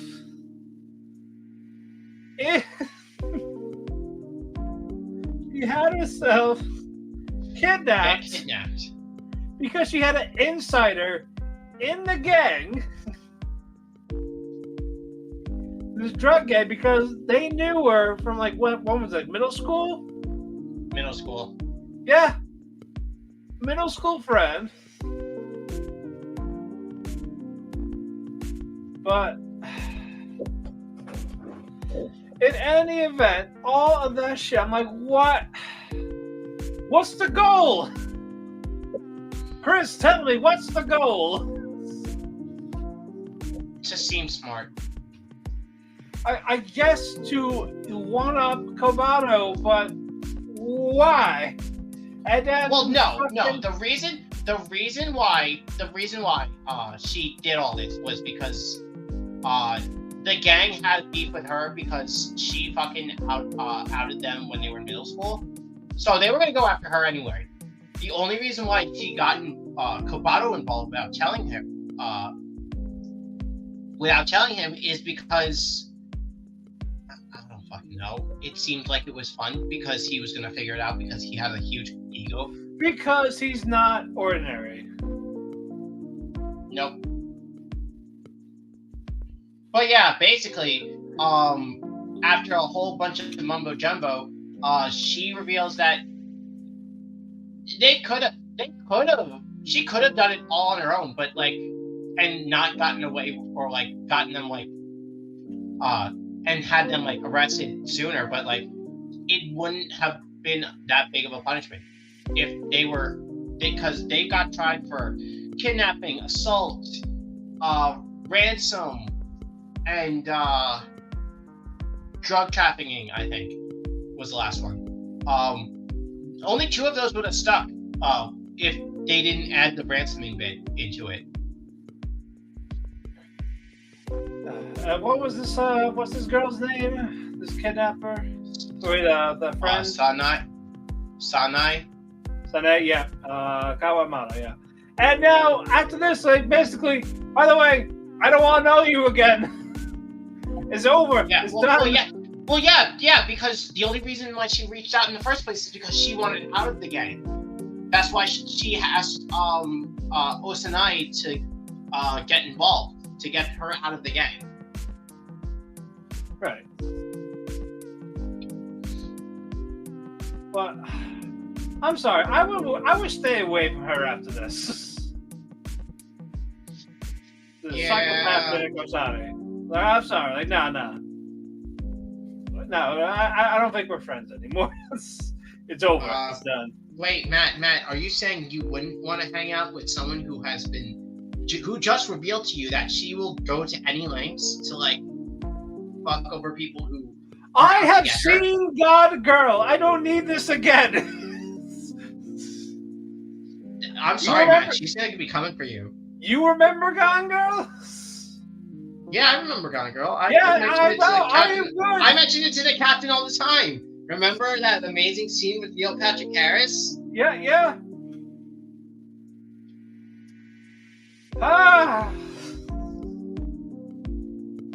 But we got one more episode of this. And what's he gonna do? No, they're gonna be friends. They're gonna hang out, the buddies, the pals, their amigos.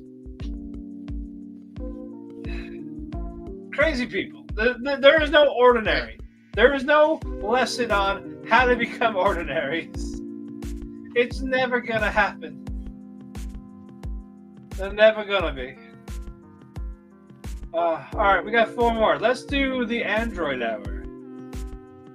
So let's go with Emotionless Toaster first. So, wait, which one? Which one? My wife has no emotion.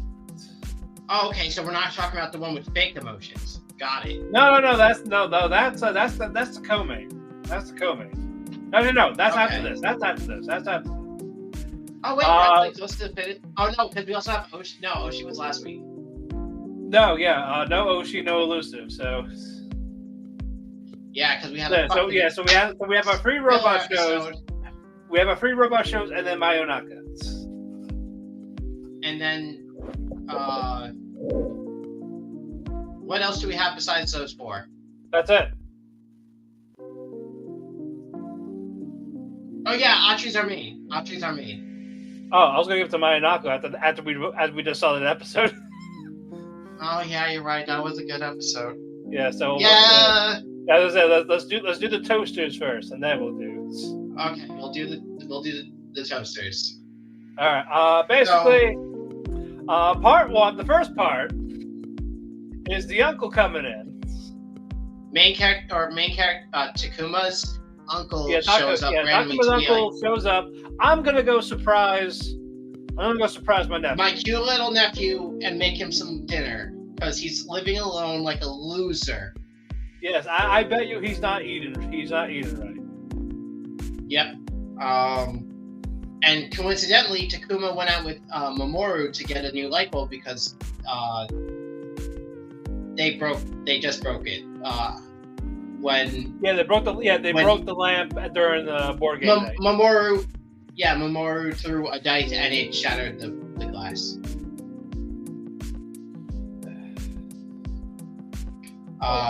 You talk. I'm replying to you.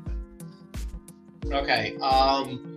As the uncle walks into the apartment building, which isn't locked, fucking stupidly enough, he gets surprised because he sees Mina charging because she needs to charge. All right, I'm back. And he starts looking around. He's like, oh, hey, there's actually food in the fridge. That's surprising. It's fresh. I guess I'll just prepped. Yeah, that's surprising. I guess this guy's actually taking care of himself. I guess the robot's helping.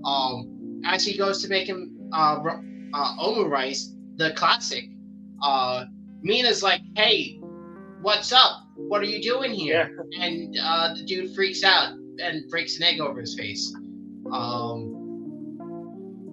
As Takuma returns, he's surprised to see the uncle. They have a talk. The uncle's like, "Hey, you know it's pretty fucked up to play house with a robot, right?" Yeah, sure. Like, you know what would be good? Having a real wife. I'm like, what? Yeah. Having a pretend wife isn't, great or isn't moral because, like, yeah, sure, you could say she's your wife now, but when you find a girl that you actually like, you're just gonna toss dump her to this the one side. and You could sell her. You could do it. You could do anything else. You could do nothing. And Takuma, like the guy he is, didn't say anything. Yeah, didn't stick up for her. Yep, and then he's like, you know what? Okay, this needs to change. Let's go introduce Mina to my parents. Yep. So they go out of town. They go at Takuma's mother answers the door. She's not freaked out or anything because his sister mentioned this. And they're kind of not really treating her like a person, but they're also not treating her like shit either. So like, she's there. She's just really handy. Wow, she's very useful. And of course, Takuma's like, I gotta make them. Oh, sorry. Before that, the dad don't care. Wants to hear about work and all that. Kids, you're gonna have any? You're gonna fuck? We have one. His name's Mamoru. He looks like a little bird. And he's in sleep mode. Yep. Because he needs to be charged. But Takuma clean up the bathroom and all that. Talk about all the things Mina does as a robot. I was like, I'm not making this case any fucking better. Nope. Not at all. Then while Takuma's in the bath, Mina preps dinner. She and his mom talk, and she's like, "Yeah, I can understand why my son married this robot." She understands the job and responsibility is to effort. to cook. She's learning. It's like, I'll trust me. Human marriages is also garbage. Like it's a learning experience all around. It's never perfect. It's just more of, do you care about the person you are with? And they have the nice dinner. So he had talk about his one episode to convince everyone, hey, this is my wife. And not be embarrassed about it. Say it with your chest for it. Like a pussy. Yeah, it is. Stop being a pussy. Stop being Kazuya. Grow some balls. Damn it. I can't wait. I can't wait for the fans to watch next season of Rag. Oh yeah, the Hawaii. Yeah. Yeah. The pool scene. Oh my god. I can't wait. I do not. I just wanted to skip it, but I know they won't. No, you better not. You fucking better not, or I'll shoot you with this guy. No. Oh, this better be like the best animated thing ever. Oh, it's not. It's totally not. No, but they better animate it. They're just gonna use this. They're gonna just Photoshop it. Like, oh hey, this is the scene from the manga. No.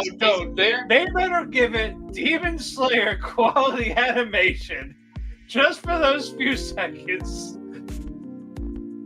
Do it.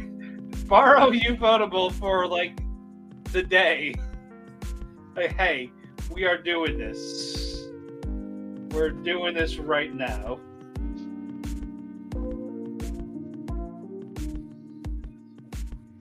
Hold on. What's next? Moving on. That's right. Nier Automata. Pascal. Oh my god! I forgot this episode happened. A lot happened. Does it start with the raid on the village? Yes, with because they did not cover last week. So last week, briefly, the machine life forms found Pascal's village. Yep. And then it's on fire. War happens.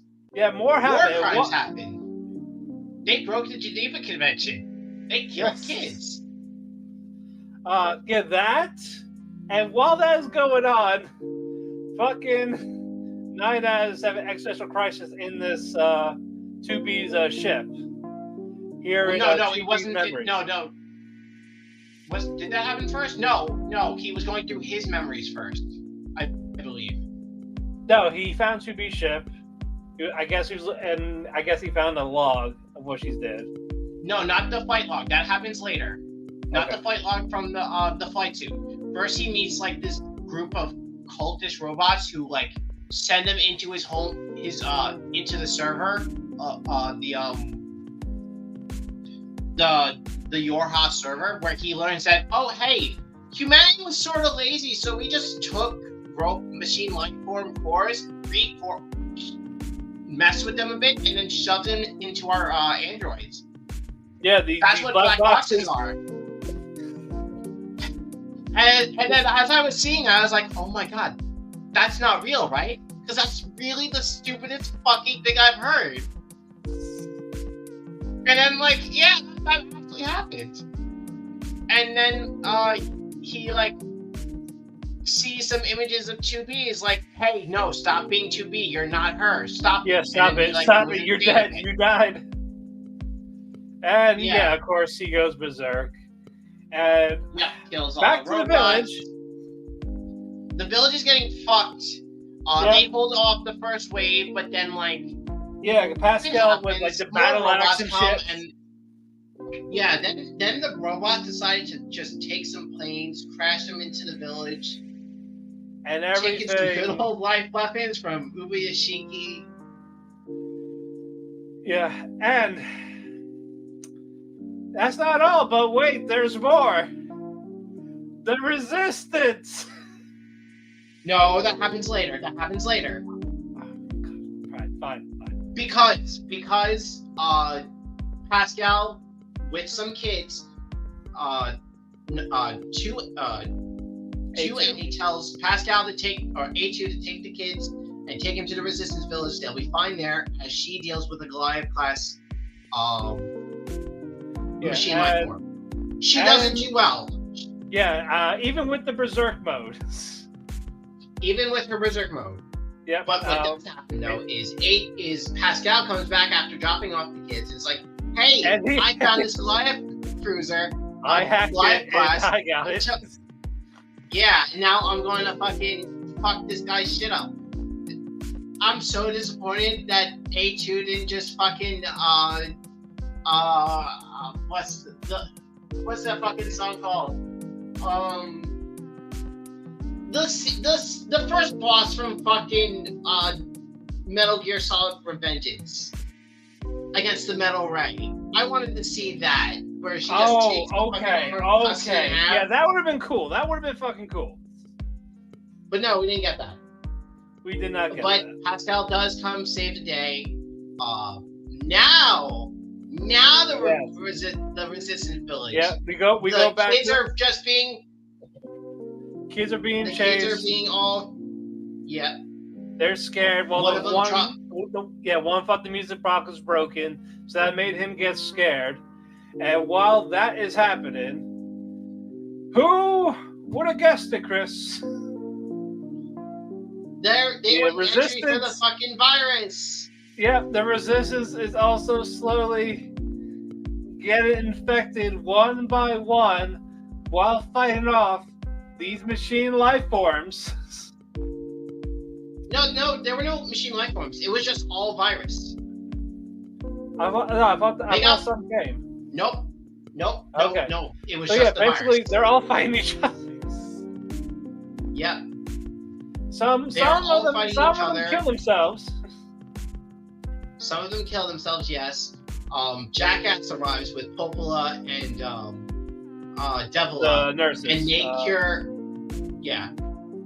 cure the couple of Resistance robots that have been minorly infected. And they're like, okay, you guys need to get the fuck out of here. I'm going to do a last stand because if any of these fucking androids leave, we're fucked. They're like, no, that's stupid. We're going to all do this together because there's no way in fucking hell you're going to be able to do this on your own. They send out a SOS request from anyone to help. A2 gets it, and she and Pascal haul ass to the village. Just in time to learn that nobody had dinner that night. Everyone is dead. Except Lily.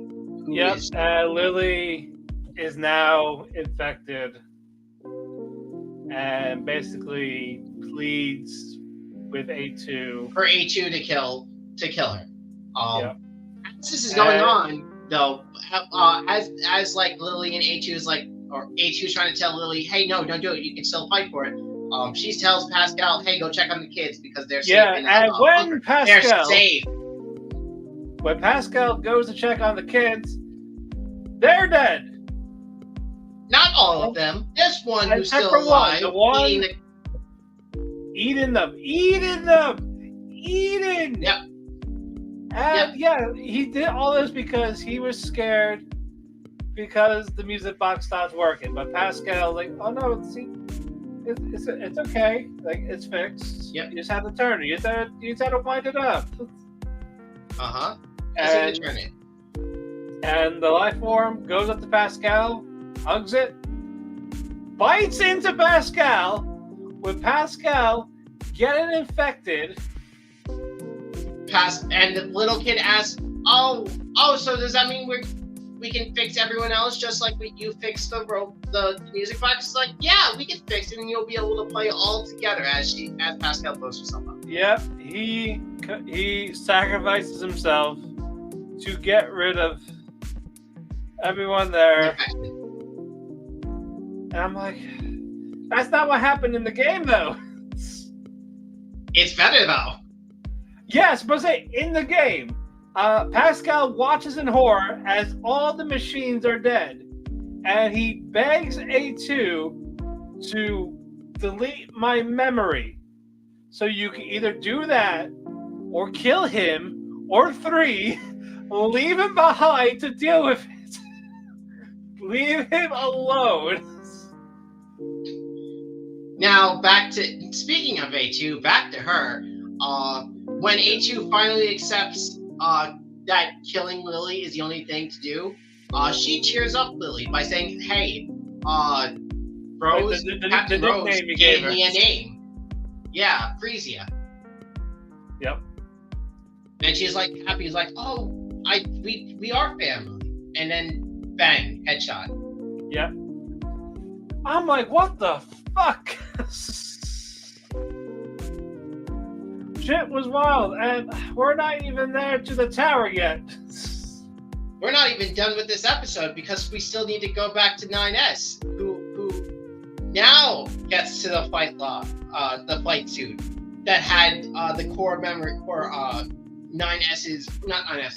2B's like last will to take care of Nines, and then he loses his fucking mind. Yeah. Oh, I can't wait for his actual scene soon. Oh man, I can't wait. So good. If they do it, because again, this second half of Nier is fantastic. Yeah. Don't care what anyone says. But anywho, our co-main, Atri. It was all a lie. It was all a lie, Chris. You don't trust toasters. You don't trust toasters. Toasters will stab you in the back. It was all a lie. Their one job, and sometimes they don't even do it. They don't even do their one job right. Yeah, at the moment when Natsuki was ready to accept Atri as, I love you, like maybe she actually has a heart.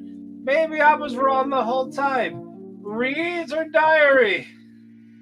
Say, oh, by the way, I faked it all. I thought that's what the humans needed to hear. So he wakes up Atri, yells at her, tells the busy, hey, act like a robot now. Forget your normal emotion, how you respond to me. Cut the crap. So she's now automatically the emotionless type. Does the yes, sir. All that. And Natsuki just leaves. He leaves. Because he doesn't know what to do right now. And then he passes out because of the stress. The stress, the rain. He's shitty at walking.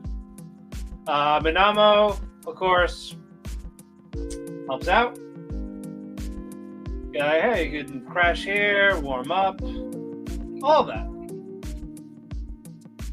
And so he explains what happened. Yep, basically, he's like, I feel betrayed. And it's like, how do you feel? You don't, like, am I crazy? And it's like, yes, Natsuki, you're crazy. Yeah, you fell in love with a toaster. That was clue number 1 that you were crazy. Exactly. Like, but, you know, she is learning, like, she is progressing, like, she's actually trying. Like saying all this. So, gets up. Like, oh yeah, Audrey's at school, doesn't want to talk. But Catherine gives Natsuki a folder. And it has the info of why it got recalled, of why her model type got recalled.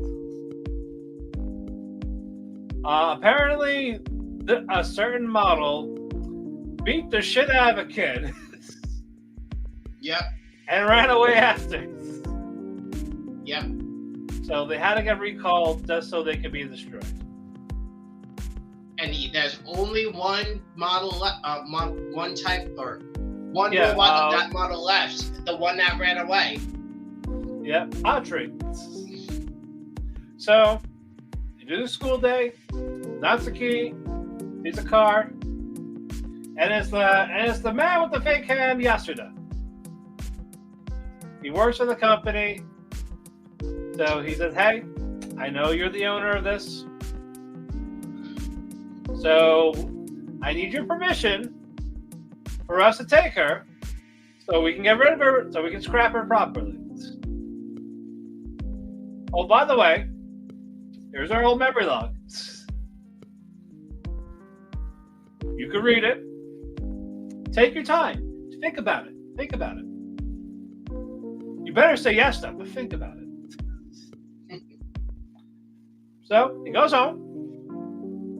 He sees Atri. Yep, she's Atri. Well, no, he sees Atri. He tells her to... talk normally again. He talks to her finally. Yeah, he tells her to talk normally. She makes curry. Then after he makes, or as she's making it, he's like, talk like a robot again. Lose the fake card. Yeah, because she's like, yeah, do you mean any of this? No. Are you happy that I say this is delicious? Like, no, I don't fucking understand what that means. Are you crazy? You need to take your meds. Take your meds, Natsuki. Do you have brain damage? Yes. Probably does. Probably does. But then he runs off again. The man in the car is like, okay, so this is what we're gonna do. We're gonna take her without permission. Yep, we're gonna kidnap a kid, hold her at gunpoint. Yep. Yeah, hold the child at gunpoint. Not one child, two childs. Two of them. Two childs at gunpoint. For this robot. And while that is happening, he was reading the old log. And it's like, huh. And you're like, oh, she had a previous owner. She loved that owner. And yeah, she wrote a little note in that. And he's like, oh, how could I be so stupid? And I was like, oh, my submarine drifted ashore. How could I be stupid? That explained everything. Yes, because he couldn't get there in time. Because, they're holding the kids at gunpoint. Ririka gets Atri. Atri's there, trying to confront this Yasuda fellow. So, I'm going to show you all what a real killer she is. By beating the shit out of her. Gets a chair. With a chair. hits her. And what's going on? Natsuki finally gets back to shore. He's running. He falls. His leg hurts. He can't do it. He's a weakling. All right, we'll get to him again later. Because fucking Yasuda is throwing her around, punching her multiple times, mind you. If it wasn't for this stupid robot, then my teacher. Exactly. And mind you, he still hasn't used the electrical stuff from that hand yet. He's just going raw with the punches. Bam, bam, against the building, against the wall. Ready to go. But, of course, the door opens, and here is Natsuki. Here he comes, like, hey, unhand her. Unhand the robot lolly. Cliffhanger. What's he gonna do? What's Natsuki gonna do? Is he gonna call Hulk Hogan? Gonna come in. No, he can't get Hulk Hogan. He'll say something that'll get the show off the air. He would, and he go, "Oh, you guys forget Chris Benoit." I go, "Why not me?" He's like, "No, we don't. We don't actually. We don't talk about him. That's why." No, he literally said on the air, if they can forgive Chris Benoit, they can forgive me. They don't talk about Chris Benoit. They Yeah, just like, I know. status. But Hogan's an idiot. He's a moron. Yeah. Okay, but no, really good. Atri's moving up slowly. I want that. Yeah. I want that. I want that climax. You're not gonna get the sex scene. You're not getting a sex scene. No, we're not getting that. No, I know that. Yeah. 4 more. We got 4 more. Let's go. Wait, no, don't we have like 2 more? No, this was episode 9. There's 13. What? That's This started late. Sure. This started late. Do I have brain damage? Yes. Okay. So finale. Yeah, there's only 13 episodes. That was only 9. Oh shit! That was only 9. What the Yeah, fuck? we got 4 more. Now the main. The fight. Yeah. Yes, the main Mayonako Punch. Crazily enough. This is fantastic. Yeah, I know. We talked about so much like it was gonna be originally fucking Yeah, seduction. They were like, no. Atri, most likely, but after Mayonaka is like, shit. Yeah, time for the gap tsundere to come out. Yes, And this late in the game. This fucking late in the game. Yes, we have this the gap late. tsundere. we have 2 more to go. But Yuki, the stern, strict headmaster type, is a fucking streamer. Yeah, she's a game streamer. If she could, she would spend all day in her room just playing video. And we find out why she doesn't later, but in any event, she is a video game streamer. Yeah. Well, hold on. She only started streaming after Mayonako Punch started. Yeah. Yep. And we had a video pop up. A new person joining the group soon. And then fucking Masaki's like, "Hey, who did this?" It's like, And as they piece it together, the shoddy editing, the shitty looking kanji. It was It was the midget. Yep, it was Ichiko because she wanted to help, and she thought, hey, if we get another person, then they'll get more views. If we got you, but of course, Yuki's sitting on the couch going, I know you're all wondering why. I know you're all wondering why I'm here. No, I don't actually. Huh. Well, you twisted my arm. You knew my secrets very well. I am a streamer. And I'm like, you are? That's new. And it's like, I guess you wanted me to join. Very well. I cannot accept your request, but if you ask me nicely, and then fucking Liv is like, we didn't ask for you. We didn't ask for you. It's like, what do you mean? Like, no, it was from Masaki. So, like, yeah. Sure. Bye-bye. Bye-bye. Of course. And she's so disappointed. She's embarrassed. Go straight to Masaki. Like, no, hey. She's just chilling in her room. It's like, no, like, what the fuck? But, skipping ahead a bit, Masaki and Yuki do talk. And Yuki explains the poorly. tragic backstory. Yeah, she explains it poorly, mind you. Oh yeah, So, me and Liv were like the head vampires behind Mother until one day we would hunt down vampires who would want to go out there and fuck with humans. Yeah. And she took my There was this necklace Mom was gonna give me. She wouldn't get her hands off the PlayStation controller. When I wanted to be friends with her, she's like, "Nah, you're too lame."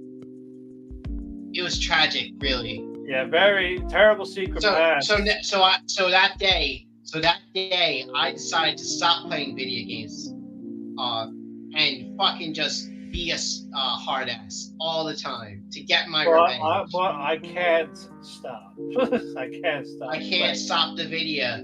And then when you guys started doing Mayonako Punch, I thought, man, that seems real fun. Maybe I can do it too under a pseudonym. Yuki and then maybe Rico. one day you guys will join. Yeah, Snow Apple. Then maybe I can be so grossly incandescent where they'll have no choice but to invite me because I'm not going to stoop down to their level. And then Masaki is like calls her out. It's like, oh, so you just want to join her? It's like, no, I don't want to join. They want me to join. They just don't know it yet. Yes, I need them to admit it so I can join because I don't want to admit that I want to join. See how it works? Yeah. And then Masaki's like, yeah, whatever.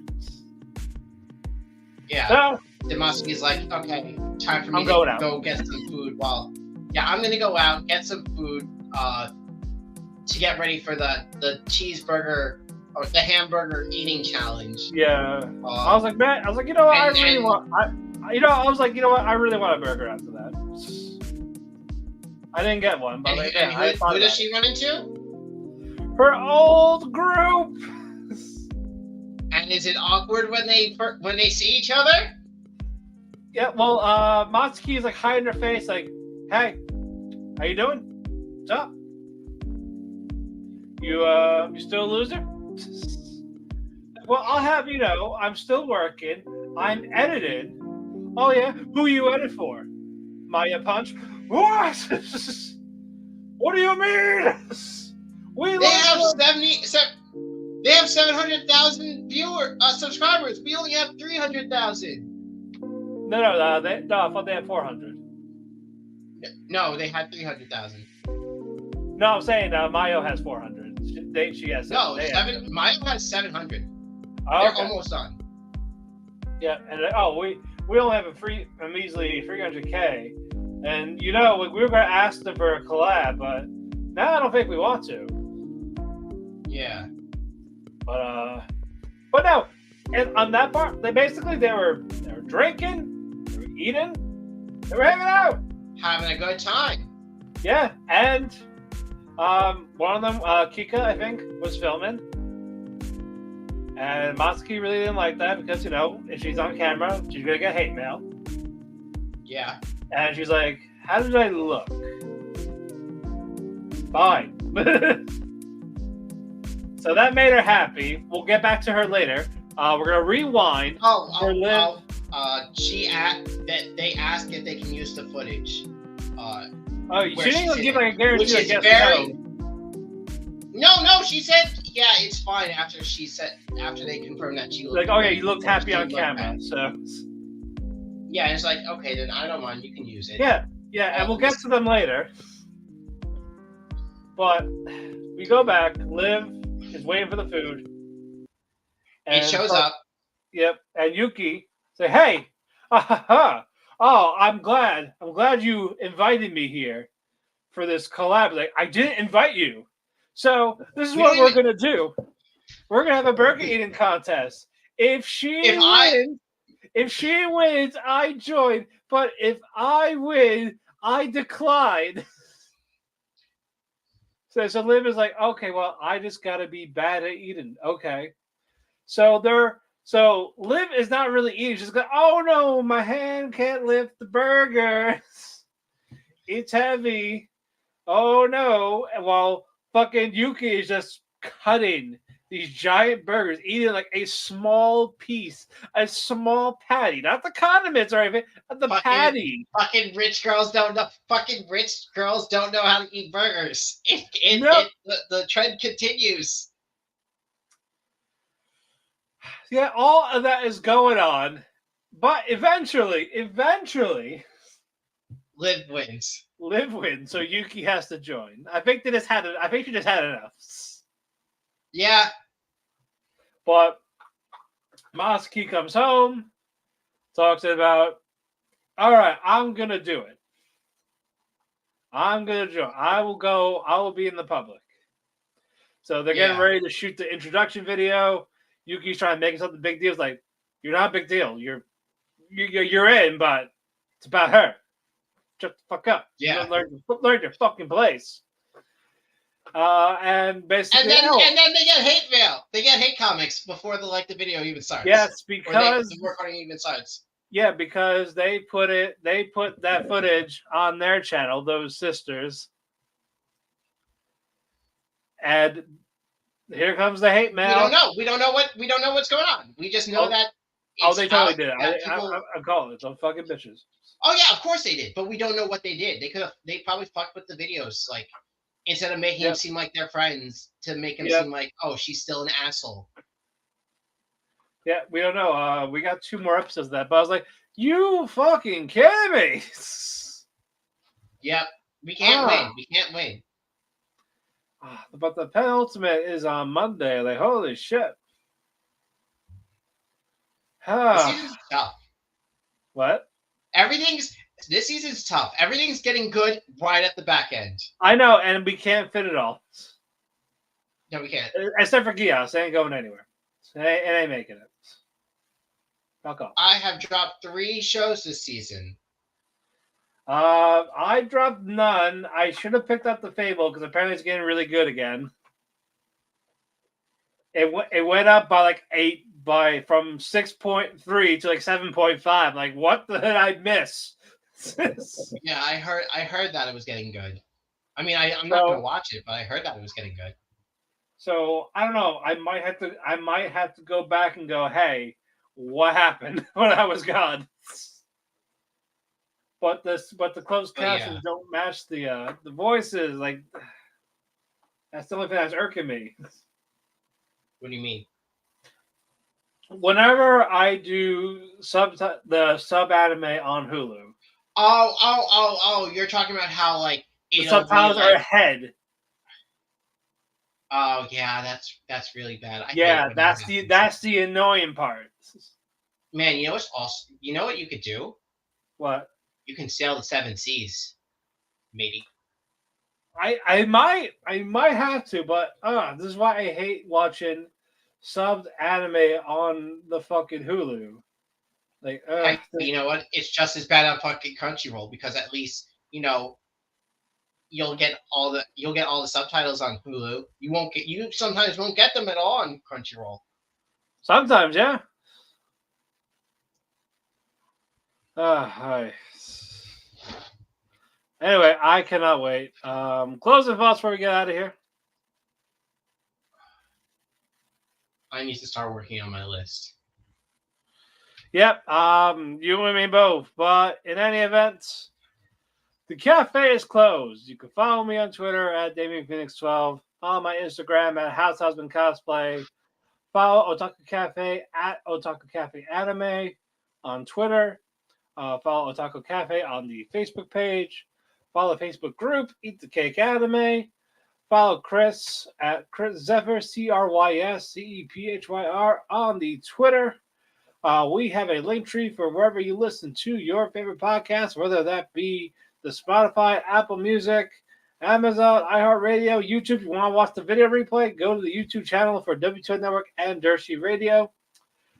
Speaking of them, we want to thank WTN Network, Dershi Radio, and Chairshot Media for hosting us on their platforms.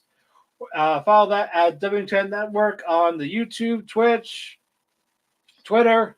Follow Chairshot at Chairshot Media. Always use your head. Follow Dershi Radio on YouTube, Facebook, Instagram, anywhere. Basically, even fucking TikTok. TikTok of all things. Fuck. Outside of that, we also want to thank Sean, who is our editor. When we come back, we have a couple of season finales, like My Wife is Emotionless. We also got the season finale of Shoshimin. We'll begin a couple of penultimates, like Deer, Roshidere. What else? There's a few VTuber, Mayonaka. cheerleader. We're gonna get a lot of penultimates next week as well. That will be covered. Getting ready for those fall awards. But we will see you next time. Oyasumi and good night.